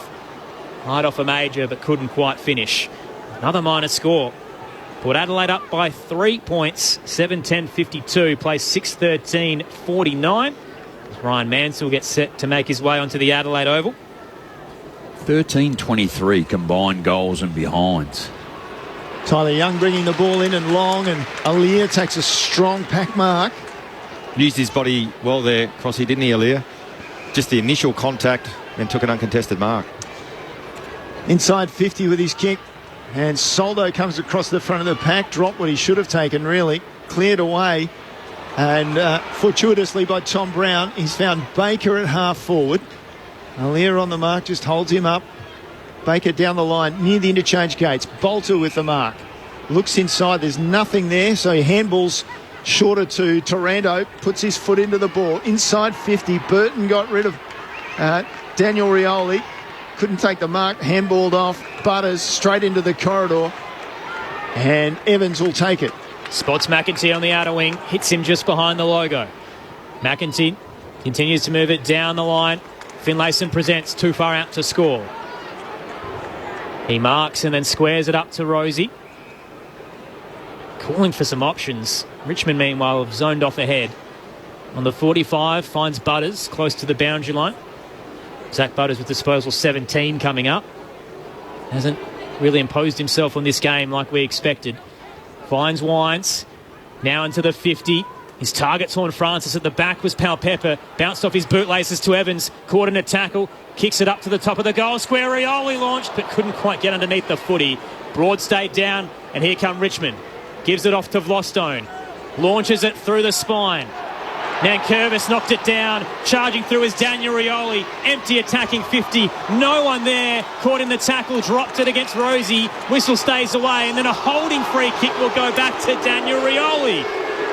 That was stiff, wasn't it, too? He had nowhere to go. He is lame today. Connor Rosie just squatted on him. So Richmond get away with one. Daniel Rioli at the attacking edge of the square. Port Adelaide is flooded back. Rioli sends it in. A little bit too high for Nankervis at the back. Graham fists it off to Banks. Snaps around the body. It's curling from 30. Sam Banks has his first goal at AFL level. And the next generation has arrived at Richmond. And the Tigers hit the front. 7-13-55 to Port Adelaide. 7-10-52 as we approach time on in the third term on Grandstand AFL. Well, I think it was Jack Graham that actually punched the ball. So that was actually intentional. in that contest, didn't take possession of it, identified he had the free player, teammate ahead of the ball, and a terrific finish. And I keep marvelling at the skill level of these guys. We saw, I think, Baker early, we mentioned in that second quarter, just ability to hit the ball to a teammate. They must practice that, these sides these days, in particular Richmond, because they've been outstanding at it today. Keep it alive, don't they, too? I think the kick initially was intended for Nankervis, so had to just come forward. It was just above his head. There were a number of options, and in the end, Sam Banks, he had plenty of time to settle down. So Richmond take the lead since for the first time since early in that second term. Out of the middle, Finlayson. He breaks for Port Adelaide. Inside 50 long with the kick. Coming across the front of the pack and scrubbing it towards goal. And Evans has got it. He just came across the pack, roved it, and in the tackle as he was flung to ground, he put the foot into the ball, and it was straight enough. 8-10, 58 Port Adelaide. They get back the lead. The Tigers 7-13, 55, 19 minutes into the third term. And we'll go down to the boundary with Jack Burketta. Port Adelaide has made their substitution. Dylan Williams is into the game. Ruckman Sam Hayes is out. It doesn't look to be an injury, so it must be tactical. So I think Jeremy Finlayson will be seeing much more time in the ruck this afternoon. Well, I think that's when they've been at their best, actually, too. Yeah. Like, it wasn't... We spoke earlier about the ruck and, I guess, Lysett to come back in, but Finlayson and just the mobility he provides. The only downside there is with no Todd Marshall up forward, it's basically Ollie Lord is their only key. So it's a bit of small ball for the Port Adelaide Footy Club. Well, Ollie kicked 2 goals in that first quarter. Up by 3 points. Soldo rises above Finlayson. Tapped it in the path of Bolton. He went to ground and Butters stayed up. Hands it to Wines. Now Drew turns through the outer wing. Spears it into the 50. Rioli was his target. Trezise launched into the air. Just got his fingertips to it. At the back, Vlostone. Gave it off to Brown. Tumbling exit. Up to Ross. Gave it away to Hopper. Now Bolton. Richmond surging on the rebound. Through centre wing, didn't bounce favourably for Baker, and Drew busted in, knocked it back towards Aaliyah. Now Burn-Jones, up towards the 50, Rioli marks, just outside the arc, turns, pops it into the scoreboard pocket to Connor Rozee. Tight angle, 25 out. Well, interesting as well. Talked about the contested possessions at half-time. A little bit better in Port Adelaide, so they're still -3 for the quarter, but look a little bit more intent and the mentality around getting at the ball carrier. But the other thing is the inside 50 numbers, 13-8, so +5 in favour of Port Adelaide. And we mentioned they're starting to get their front half game going and lock it in their front half. Tough task for Connor Rozee. Hop step, kicks from the tight angle and just can't make it work. Minus score on the right-hand side. Port moved to a 4-point lead. It's now 8-11-59, playing 7-13-55. Time on in the third. Great to have you with us on ABC Radio, Sport Digital and the Listen app. The text line if you want to get in touch, 0437 774 774. So Vlostone drops it short. Broad with the mark. 25 around in the right back pocket. Oh, he plays on down the line and he's out. You just can't do that. You've got to be aware. He was still over the line when the umpire called play on. And the boundary umpire was quick to notice. And we'll get a throw in. Well, Dylan Williams, I think, was really lucky there too. He just Nathan Broad just ran in a straight line and just ran straight past him. Well, he could be credited with having the brains to realise he was outside the lines. True. Toss back in. Soldo won it down, slapping it outside the 50. Didn't bounce favourably there for Mansell, the sub.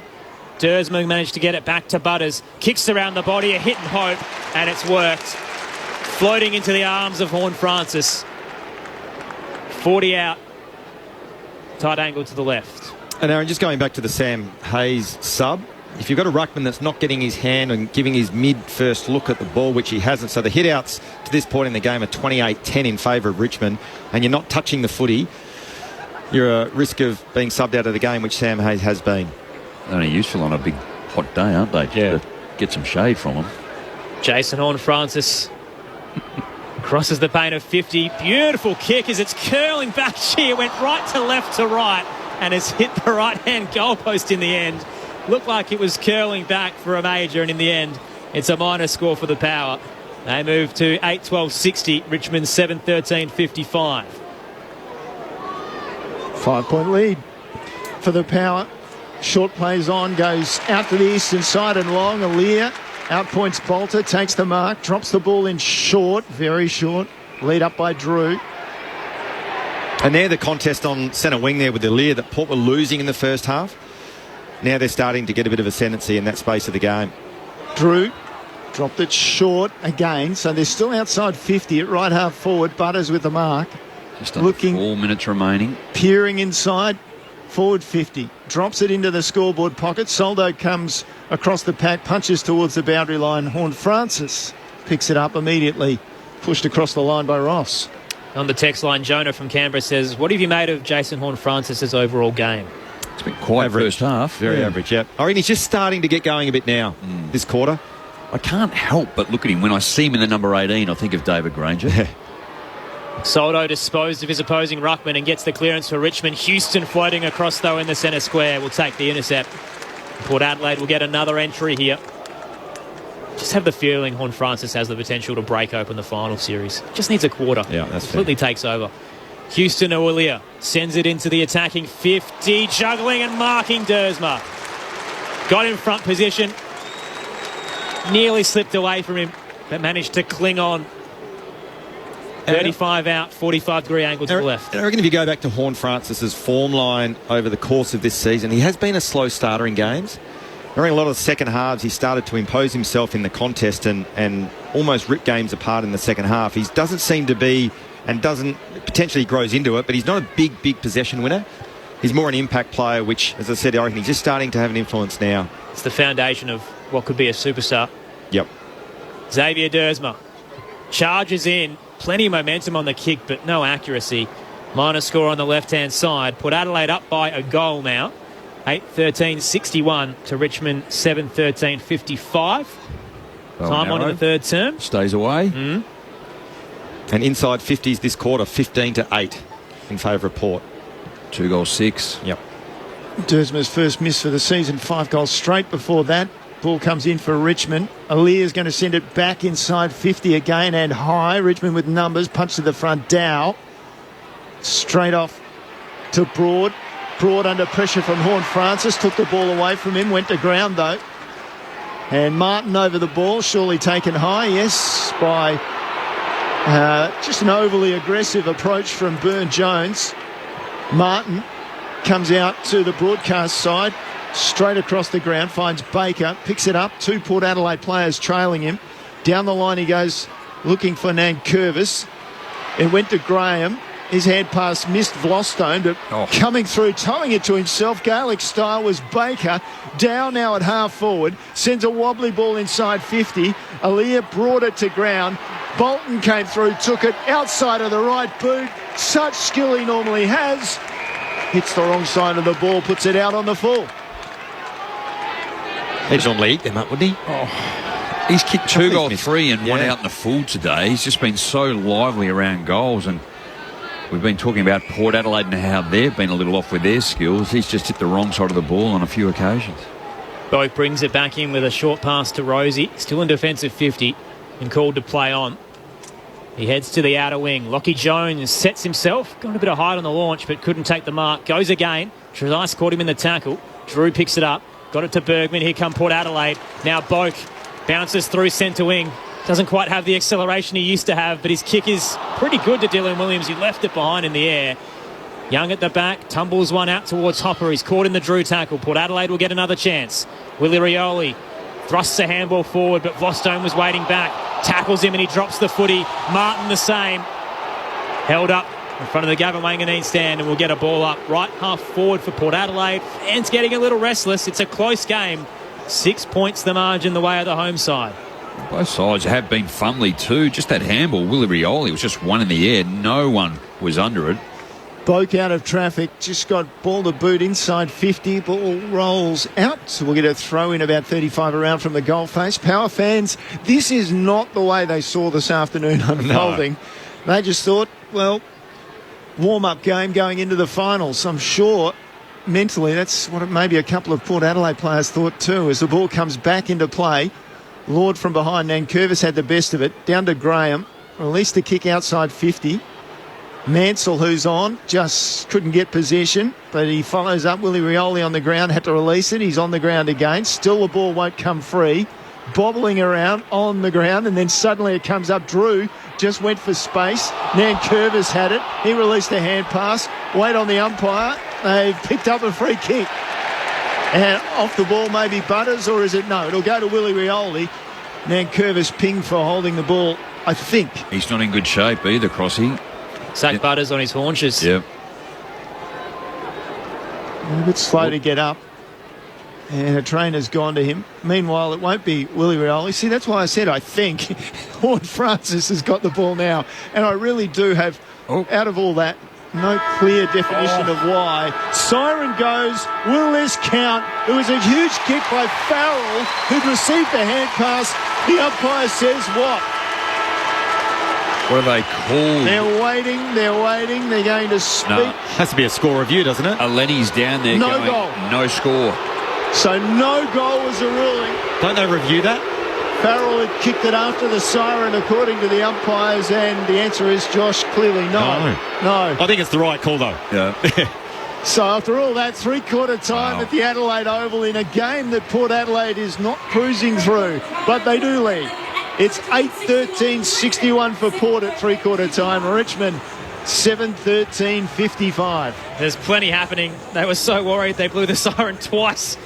6 points the margin, as Crossy mentioned. The goal scorers heading into the final term for the Power. 2 to Evans and Lord, singles to Pepper, Houston, Rioli and Burn-Jones. For the Tigers, 2 to Bolton, singles to Bauer, Banks, Graham, Soldo and Daniel Rioli. Plenty at stake. Port Adelaide trying to lock away third, but Richmond are certainly up for the challenge this afternoon. Big trifecta of games coming your way, with Sydney and Melbourne up next, and Carlton and GWS at the Docklands. Wherever you are around the country on ABC Radio, Sport Digital and the ABC Listen app, this is Grandstand AFL. Step into the heart of creativity on ABC iView, a place to embrace a national treasure with inside the Sydney Opera House. Opening nights are always stressful. It's ridiculous how emotional it makes me. We just need to make sure we get it right. And enjoy artworks, last night of the proms, knowing the score, and so much more. Do you expect to be that mood? I didn't. Your heart's desire in arts, music, and culture. It is magic. All streaming for free on ABC iView. Grandstand AFL. Now streaming every match on the ABC Listen app. Look for the AFL button. Duursma takes it and plays on. Wobbly kick inside forward 50, floats into the arms of Burn-Jones. In he comes. And no problems. Struck it nicely. So first goal of the second half for the Power. Jonas. Back he goes to Duursma off the inside of his boot under pressure. Smothered by Burton back there. Hand pass back to Alir. Missed him. In comes Rioli. Shut the gate. Daniel Rioli runs through and kicks the goal. Oh, Port Adelaide punished. Port Adelaide is still leading by a point, but they had no right to be leading this contest. Richmond's Maurice Rioli has been subbed out of the game with a right hamstring injury, so Ryan Mansell is in for the Tigers. Port Adelaide is flooded back. Rioli sends it in. A little bit too high for Nankervis at the back. Graham fists it off to Banks. Snaps around the body. It's curling from 30. Sam Banks has his first goal at AFL level. The next generation has arrived at Richmond. The 2023 AFL season. On radio, ABC Sport Digital. and now streaming on the ABC Listen app. We're 7 hours away from knowing the matchups for the first week of finals, but I have no idea what they could be. The permutations are incredible. Port Adelaide currently wrestling for third spot as it holds on to a 6-point lead over Richmond. Still to come today, the final game at the Docklands, Carlton and GWS. The Giants trying to pick the Bulldogs into the top 8 with a win there. Carlton, meanwhile, locked in for a home elimination final. And the middle game, the twilight fixture at the SCG, coming your way next. Sydney up against Melbourne. If the Swans manage to win that, they'll have a home elimination final. If they lose it, they'll be on the road, and Melbourne could move into third depending on how Port Adelaide goes this afternoon. That's all the ways it could play out. It's an incredible finish to the 2023 season. We're headed to the SCG next, though. Mark McVeigh, Jason Saddington, your experts, and calling the action is Daniel Garb and Brett Sprigg, who's standing by for a preview. Spriggy.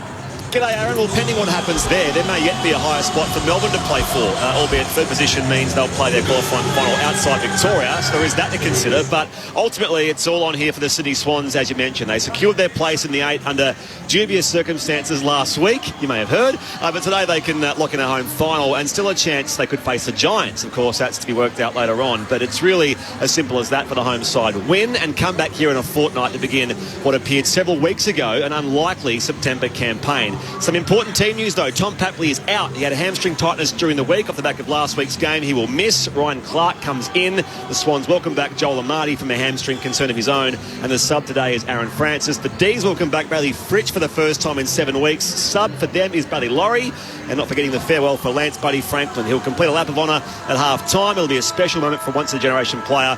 Cracker of a day here as well, as bright sunshine, 21 degrees, close to a sellout. Mark McVeigh will be here, Jason Saddington as well, Daniel Garve alongside me in commentary, Declan Byrne on the boundary, and a big tune-up for both the Swans and the Demons ahead of finals action next.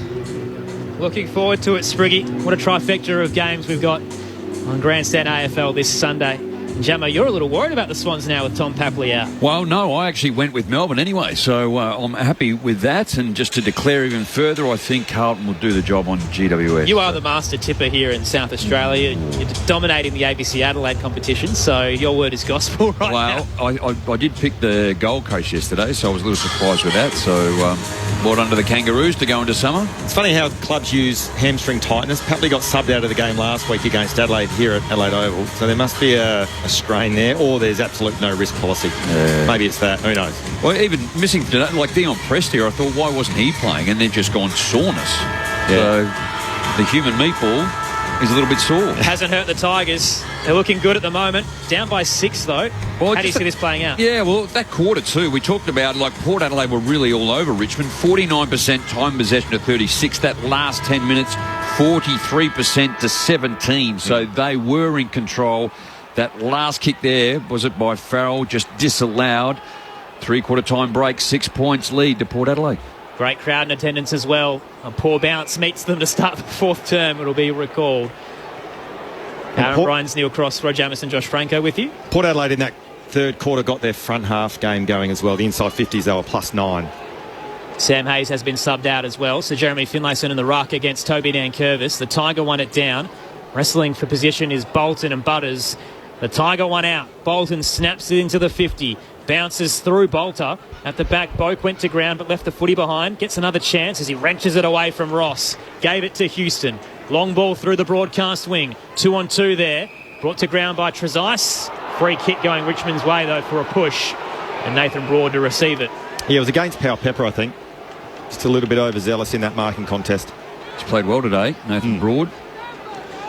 So Broad decides down the line, the only option, had nothing inside. Down the line he goes, and Nankervis was being held as well. And that's the problem in playing the smaller ruckman. Finlayson was on him and just couldn't handle him in that contest. It's the same in the middle of the ground too, Crossy. Just allowed Nankervis to take control. He stood back and watched. Nankervis bombs in long. Ball gets over the back. Bolton running hard, but Butters gets there first, rushes through the minus score. So 5-point game in favour of Port Adelaide. This match has not gone the way the Power thought it would, and just quietly, they're wearing black armbands today. It's their usual practice in the final game of the season to remember players who have passed, both players and officials who have died during the season. So Farrell exits to Williams, right back pocket, the sub on for Hayes. Long ball up towards the logo broadcast wing. Nankervis could have taken it, but lost it in the sun. Gets another chance in the square. Houston's running him down, though, with the tackle. Ball up to come just outside the centre circle. We spoke about Horn Francis in that third quarter. Started to get going. He started this last quarter as a deep forward. He's matched up against Grimes. Tossed up. Nankervis smashes it with the fist towards Ross. He tried to paddle it forward, but Butters was waiting. Got it to Farrell, then Boak. Heads towards the attacking 50. Horn Francis leading out. Nice spoil from Grimes from behind. Tried to get the exit as well, but missed his boot. Vlosten may have been taken eye as he dropped to his knees. Powell-Pepper wraps him up. Ball up to come at centre half forward. Ryan Burton, full forward too. Just a change. His kicking today hasn't been all that flash, coming off the half-back line. Nankervis out of the ruck contest. Just gave it to Taranto. Barrelled it back towards centre wing. Good intercept mark taken there by Williams. So he holds it up on the logo on centre wing on that eastern side. Drives it back towards half forward. And strong mark taken by Broad. And Lord, or was it Lord who came through and smacked into Darcy Byrne-Jones? He won't be happy with that, Byrne-Jones. Just the drive-by. Yep. So Broad kicks it high back to centre wing. Soldo comes to the front. Alir arrives late, can't stop Soldo. He's confident, doesn't even look for a hand pass. The ruckman drives to half forward. Up towards the 50, Jonas charging in. Big spoil towards the boundary line. Bolton's trying to keep it in play, but can't do so against Dersma. Tom Jonas, gents, what have you made of his afternoon? He looked good against Fremantle, obviously fighting to hold on to his spot with McKenzie possibly coming back in. Oh, he's been a star and he's led well.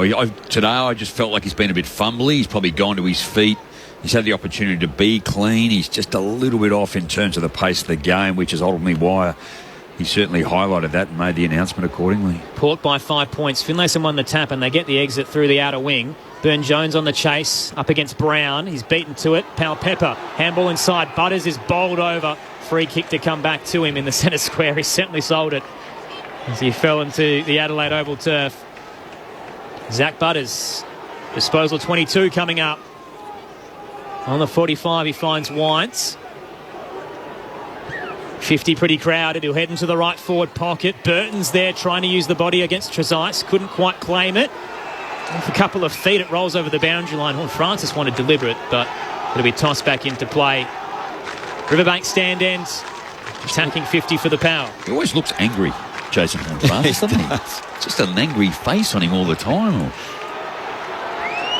So ball comes back into play. Nankervis to the front. Took it out of the ruck contest. Released it to Taranto.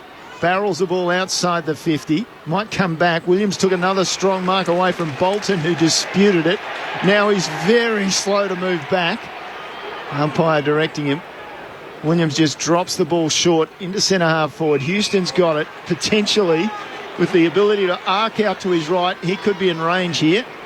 It was a really important mark there from Williams as well. If that had to come to ground, you had Bolton there at ground level. It could have been a different story, but terrific mark. Yep, Bergman, Houston and or Tommy Jonas with their speed were not going to run down Shea Bolton.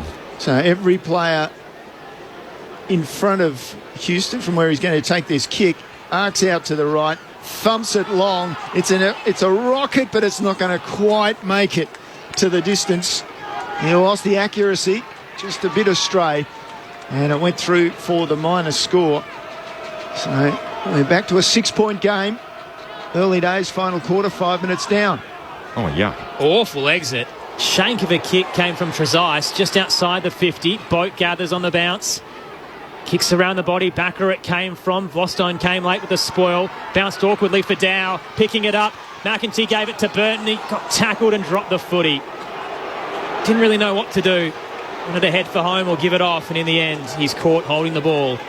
Free kick to Richmond in defensive 50. Trezise on debut. Pretty impressive so far as he heads to the broadcast wing. Traditional black boots. Through the hands of Bolter at the back. Williams got it to Bergman. Speaking of Shanks, he caught the side of the boot. Tumbles over the boundary line. Couldn't be called deliberate, and it isn't. Boundary throw in to come. Right half forward for the Power. Up by 6. Looks like my occasional golf shot, that one. Shanked completely. Games decided by 10 points or less this season for Port Adelaide. 6 wins and 1 loss. Ball comes in and Finlayson just taps it out for Houston. Couldn't take it under pressure. Graham breaks away. Had the runner in Mansell. Gave it then to, he gave it to Martin, who tried the outside of the boot to Soldo, who didn't know where he was kicking it. Jonas knew what was about. Took the intercept mark.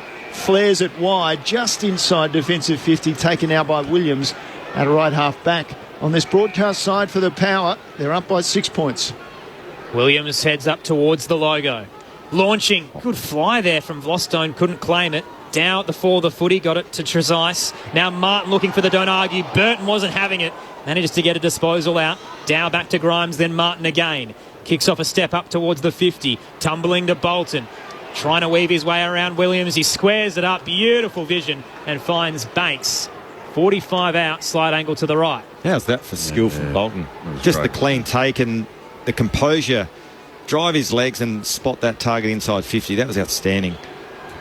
So Sam Banks in his 6th game.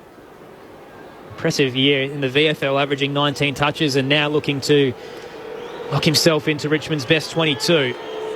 Already has one for the afternoon. Banks from 50 sets sail. Starts right, doesn't come back. Minor score, 5-point lead to the Power. 8-14-62, plays 7-15-57. 8 minutes into the final term. Shout out to Nolan on the text line who's listening while fishing on Lake Wallace. Oh, how good would that be? What are you catching on Lake Wallace? Fish. Farrell takes it, plays on, goes almost out to centre wing. Broad with the intercept mark for Richmond. Just read it well.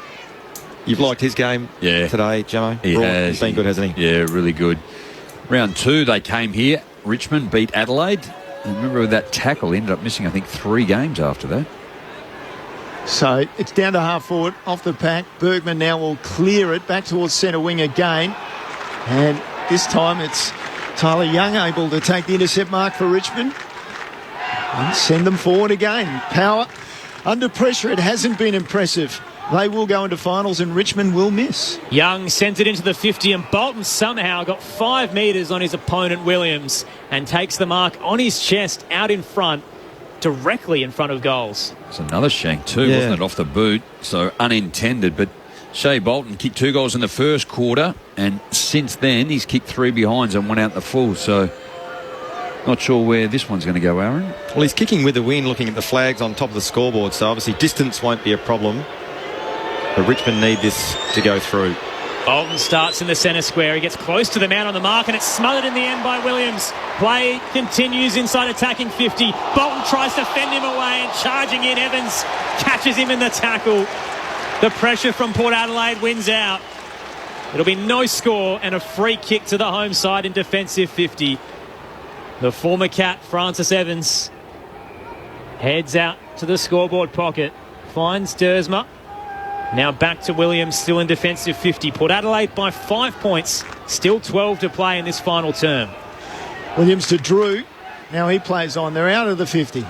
On to centre wing. Horn Francis with the mark on the logo. Plays on with a bounce. And then just a little 15-metre pass to Boak. Runs on, receives, pulls up, steadies from inside 50 and hooks it badly for the minor score. So it's not great football to watch at the moment. No, it's not, is it? Power by 6 points. They average 101 points at this ground this season. And they've kicked 8-15-63 to 7-15-57. The margin's been like this all game. So 9 points was the biggest margin to Richmond, 15 minutes in the first quarter, and 9 points, 19 minutes in the second to Port Adelaide. So neither team can get a significant break. Short, long ball to the broadcast wing. Soldo brought it down. Wrestle for the footy at the moment as Horn Francis stays on the deck. Richmond get away with it. Trezise, open paddock in front of him. Takes a bounce. Sends it into the attacking 50. Boulders his target. Alia got a fist in. And Lockie Jones is wrapped up in a quick tackle. Trezise could have kept running there, couldn't he? He had space and no one coming at him to pressure. Could have almost had a bounce and got a deeper entry. Ball goes up. Just 25 out from goal. Then Curvis over the top. Drew got a hand pass out, though, to Rosie. Then to Farrell, and then flanking him was Houston. Long kick down towards half forward over the back. Taken comfortably by Short. Quickly down to Jack Burketta on the boundary. Nick Vlostone has come to the bench with the right calf. The trainer's just trying to work out whether it's cramp or a natural strain. Now, I was watching Jack Graham as well too, Jack. Also, I think he's just struggling with a hamstring or tightness, so he's back out on the ground. Short to Young, then Broad, and now Hopper in the centre circle. We'll head back down to Jack in a moment. Richmond have possession. Hopper gets to his feet and breaks away from Drew. Sends it into the 50. Presenting is Nankervis. Floating across. Dersma brought it to ground. Front and square was Rosie. Gives it to Farrell. Check side exit. Up towards the square. Charging out Trezise again. Brings it to ground. Evans wrestling with him. Pepper gathers on the bounce. Kicks it towards the boundary line. Trying to give Boak some time. He gathers just inside the paint. To Rosie, snaps around the body to Pepper, turns, stepped off his line and is caught in the Grimes tackle, but Grimes just didn't commit to it because he didn't hear the umpire. Port Adelaide get away with it. Wines up towards Boak. He's crunched by Grimes. He didn't really have eyes for the footy. And the squall Goes over the boundary line to be tossed back into play. 39,860 in attendance this Sunday afternoon. It's Port Adelaide by 6 points. Good work by Dylan Grimes, and immediately got up, did the team thing off over the line for the interchange straight away. Off the ruck contest, Graham came in, handbar smothered. Horn Francis twisted a 360. Umpire let him go as he got it out eventually. Now it's Houston with a dive hand pass to Drew, then to Butters. Butters held it up, Drew too, gave it off to Wines. 50-metre kick inside 50. Great mark taken there. Good effort by Tyler Young, right out in front of the goals. Flares it wide, and Richmond will get out of their defensive 50. They've got some quality coming through, haven't they? Short, sends it up to centre wing. Bolton nearly claimed it up against Williams. Ball hits the deck. Aaliyah gathers. Flicks one out, back to Dylan Williams. Over the top spots Dersma. Banks a little late to the contest. It was always going to be Xavier's ball. He squares it up. The umpire was there with Butters. Both in the teal blue. The attacking edge of the square. Butters takes it. Called to play on. He'll spear it in the Powell Pepper direction. Juggled it and just claimed it as he went to ground.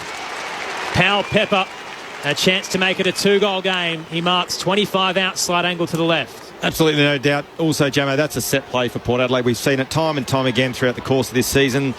That 60-metre held ball, just that little three-quarter kick, and watching Butters then, he just waited for it to unfold. Powell Pepper saw the space, let into it. Great kick, great mark. Needs to finish this goal, Powell Pepper.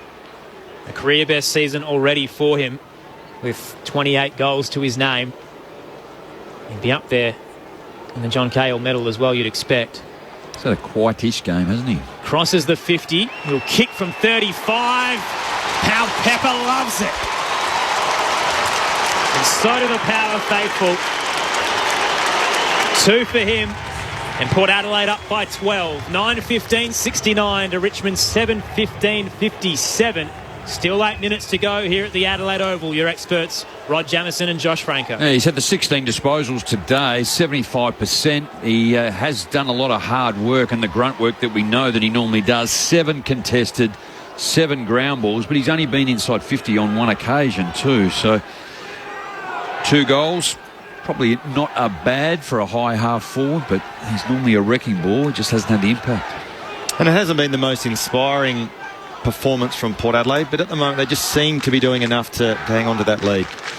Game high margin, in fact, at 12 points. It's a pretty close game. But as you said, Josh, it hasn't reached any fantastic heights, that's for sure. Out of the middle, Soldo knocked it down, almost followed up. Butters took it away, though. 1 bounce, and then looks and draws, and second bounce is good enough, and then he's drawn his player and got Wines into some space. Inside 50, he goes with a kick. Ball punched to the front. Willie Rioli takes it off Dustin Martin. Hand pass wide. It's picked up and over the shoulder. Brown goes wide with his kick. 2 wide for Richmond, out on the full. It's going to come back in from Dersma, about 40 from the goal face. Crowd starting to get into it. Well, with due respect, it's about time. Been a fairly quiet 39,860 fans. 3.5 quarters. He's got Farrell at the top of the 50, but he chooses to ignore him. So Dersma arcs around to the right, tries to sweep it towards the goals. It's high, that's for sure. Ball's come down in the goal square, and it's a goal now. And was Francis Evans outside of the right boot. Anybody say World Cup? Really smart. Just took it out of mid-air for the goal. So that will be Evans' 3rd in the afternoon.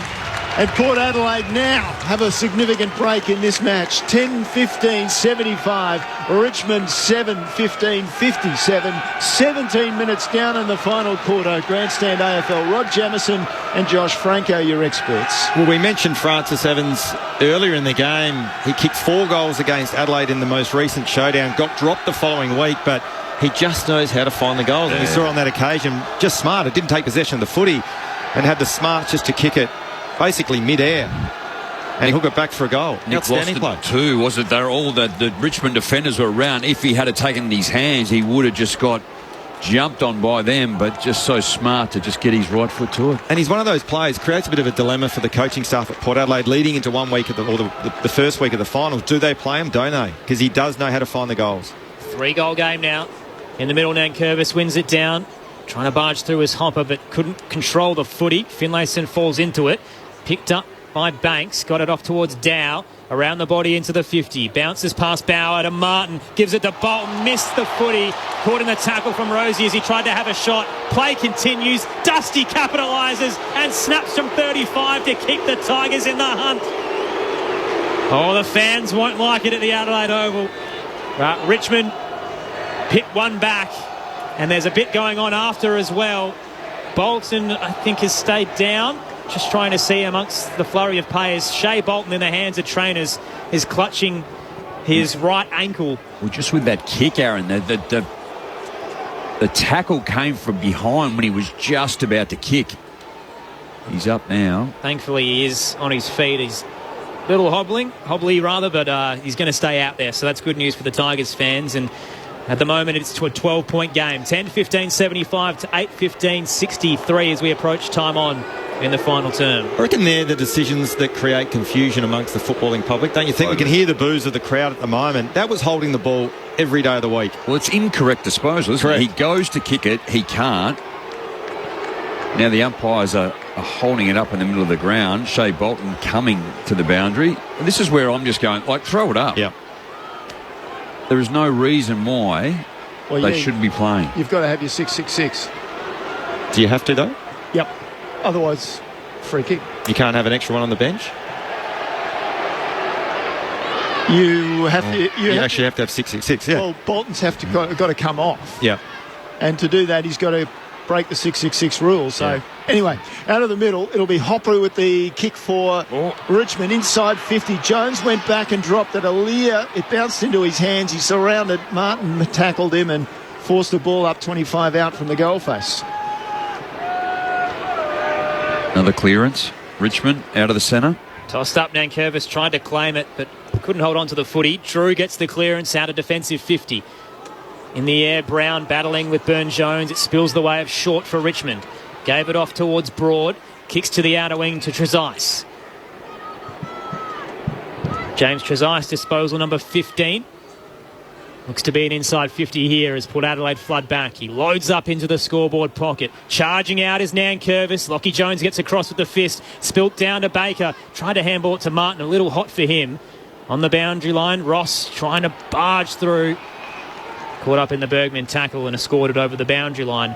Port Adelaide by 12 points. Still 6 minutes to play and still to come. The Swans and the D's at the SCG and Carlton and the Giants at the Docklands on Grandstand AFL. Did mention games decided by under 10 points. Port 6-1. Richmond 2 wins and 3 losses. So ball off the ruck contest. Rosie got it outside defensive 50. Ross almost pulled it in. Trezise did. High ball back inside 50. Nankervis couldn't take the mark. Followed up. Hand pass badly. Was smothered. Finlayson couldn't get a good hand pass out either. Ball on the ground. Finally comes to Graham and just puts it back inside 50. Bounce Sears. Fortunate in the end for Taranto. No, can't force it wide. Finally he does. Pats it out. Martin tried to beat the tackler. Umpire said that's holding the ball. So it'll be Jones to take the free kick near the boundary line in the scoreboard pocket for Port Adelaide. And they do hold on with a 12-point lead. Lockie Jones bangs it all the way up towards centre wing on the outer side. Front position was Broad. Brought it to ground. Rosie spun a full 360, then flicks a handball over his head to Boak. Shepherded by Butters. He gets a handball forward to Burn-Jones. Now back to Butters. Chips it up to Burn-Jones behind left half forward. Nice ball movement from the power. Burn-Jones hands it off. Boak running on the outside. Lowers the eyes. He's looking for McEntee. Late spoil from Vlostone. Brown rushes the exit. Only found Finlayson straight in front of him. Check side as he played on. Whistle wasn't really there for the mark, so he didn't know what to do. It sits up at the goal face. Rioli goes to ground. Grimes diving in. He's wrapped up in the tackle, holding the ball. Wow, A gimme goal for Port Adelaide, straight in front in the dying stages of a close game. Dylan Grimes has been pinged and Xavier Dersma's handed the footy. What you'll find here that I think Willie Riola's come for his chest. He's actually tripped. Grimes has definitely collected him and fallen over. Yeah. It wasn't deliberate to dive onto the footy. So the umpire has missed that. A harsh penalty in a close game. Gee, where have you heard that before? And a long week at footy. Here's the archer, Xavier Dersma. Oh, he's going to pull it out. Hop, skip. And from the top of the goal square, puts it through. The bow and arrow. Maybe a bullseye for Port Adelaide as they approach a finals campaign and a date with Brisbane at the Gabba. 18 points the margin. 11:15:81 plays Richmond 8:15:63. Still 4 minutes to play. But Port Adelaide certainly in a favourable position. Yeah, the second half has been way better, hasn't it, too? That third quarter really got on top of Richmond. Kicked 2 goals, 6. One rush behind, but started to control the football a bit better. Richmond out of the blocks early in this last quarter, but we just struggled with injury. A couple of players. Bolton now off. Morris Rioli off with a hamstring. Numbers, rotation, always difficult, but Port Adelaide starting to get on top. Record between these sides here is 5 wins apiece at the Adelaide Oval. So Butters out of the middle, just delicately drops a ball wide for Rosie.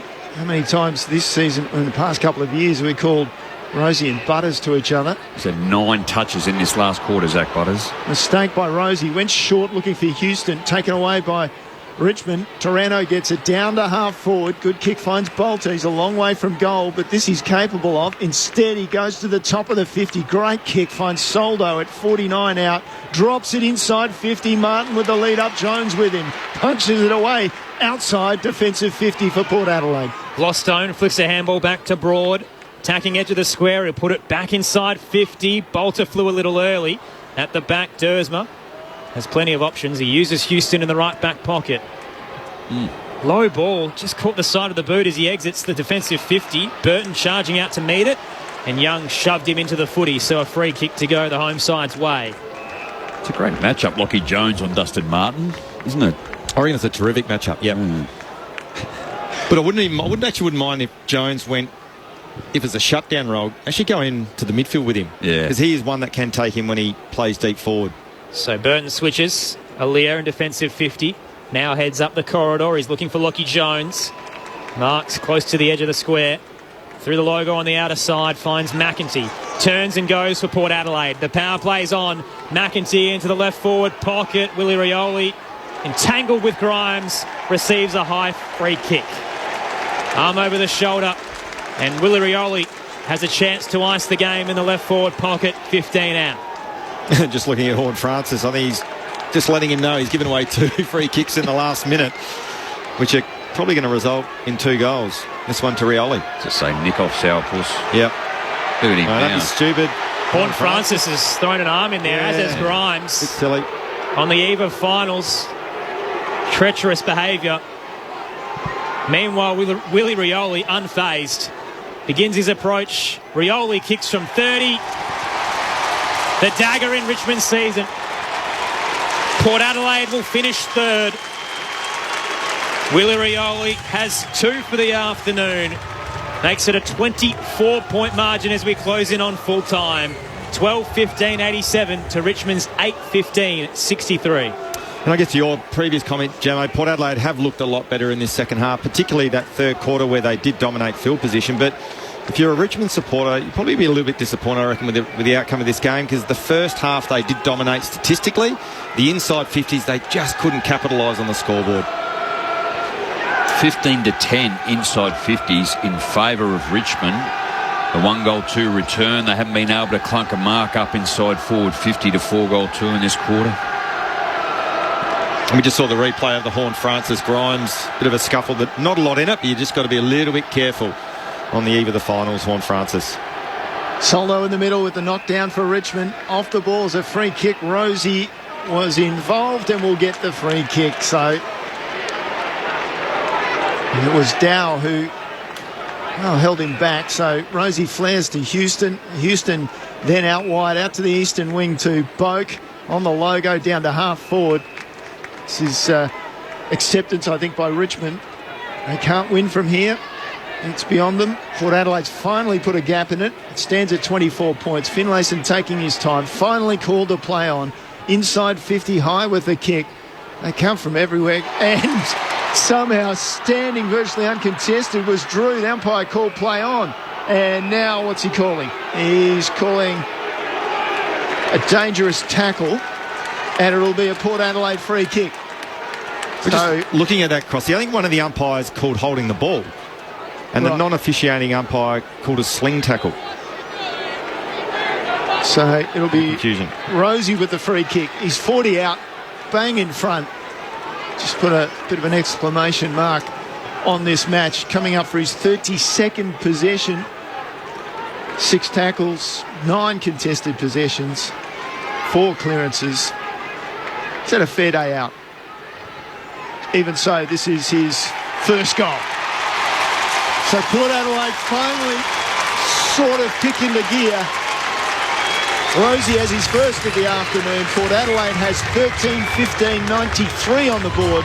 Richmond 8-15-63. They've dropped away in the final quarter, the Tigers. It's been a good battle by them until now. 28 minutes down in the final quarter on Grandstand AFL.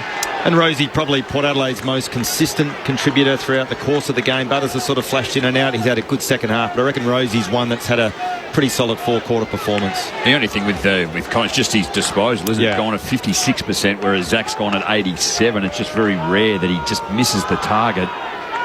He always finds his man up the ground. Just on Zach Butters as well, regardless of the votes this afternoon, he has won the ABC Sport Footballer of the Year. Marcus Bontempelli didn't poll last night for our experts, so Bont on 27, Petrarca on 24, Butters wins with 29 and maybe more, depending on what's to come in the post-game.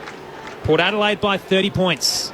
Soldo wins it down. Hopper head over the footy, shovels a handball out, only finds Rosie. Now Finlayson, low ball to centre half forward. Spots McEntee, turns into the left forward pocket. Rioli presents, he hits him, he can't claim it. Gathers though, snaps from 35.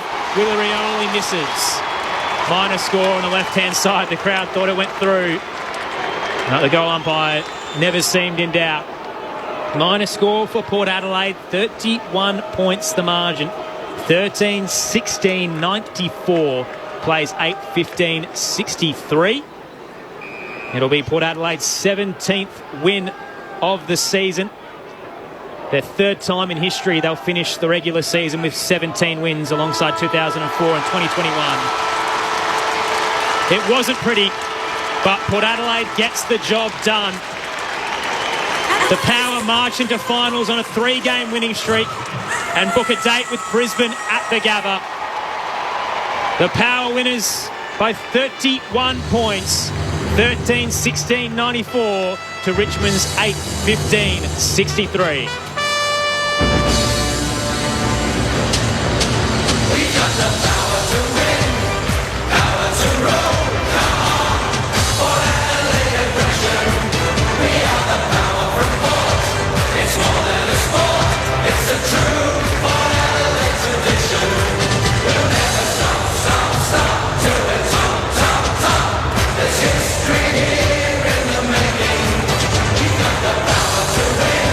We'll never give in till the flag is ours for the taking. Port led by 5 at quarter time, 2 at the half, 6 at 3-quarter time, and then blew it away late with 5 of the last 6 goals to win by 31 points. 3 goals to Evans, 2 to Powell-Pepper and Rioli, singles to Houston, Dersma, Rosie and Burn-Jones. For the Tigers, 2 to Bolton, singles to Bauer, Banks, Graham, Soldo, Daniel Rioli and Dustin Martin. With you for the next 3 minutes. So just quickly, Rod Jamieson, Josh Franco, what'd you make of all of that on the eve of finals? Yeah, well, I think it's probably where we thought it was going to land, didn't it? It came in today. I thought Port Adelaide were going to be too good. Surprised that maybe Richmond hung in there for as long as they did. We spoke about how poor Port Adelaide were at times. They just couldn't execute like they know and they can do. But look, in the end, the result probably flattered a little bit of Richmond in terms of it was, the 5-goal margin in the end. It could have been a lot more. Both sides kicked really poorly. 2-6 Port Adelaide in that third quarter, 2-7 to Richmond in that second quarter. And I think, as you said, Richmond, if they had have converted in that first half, it could have made the result a little bit more interesting. As you said, it was a 5-goal margin in the end. Port Adelaide got the job done.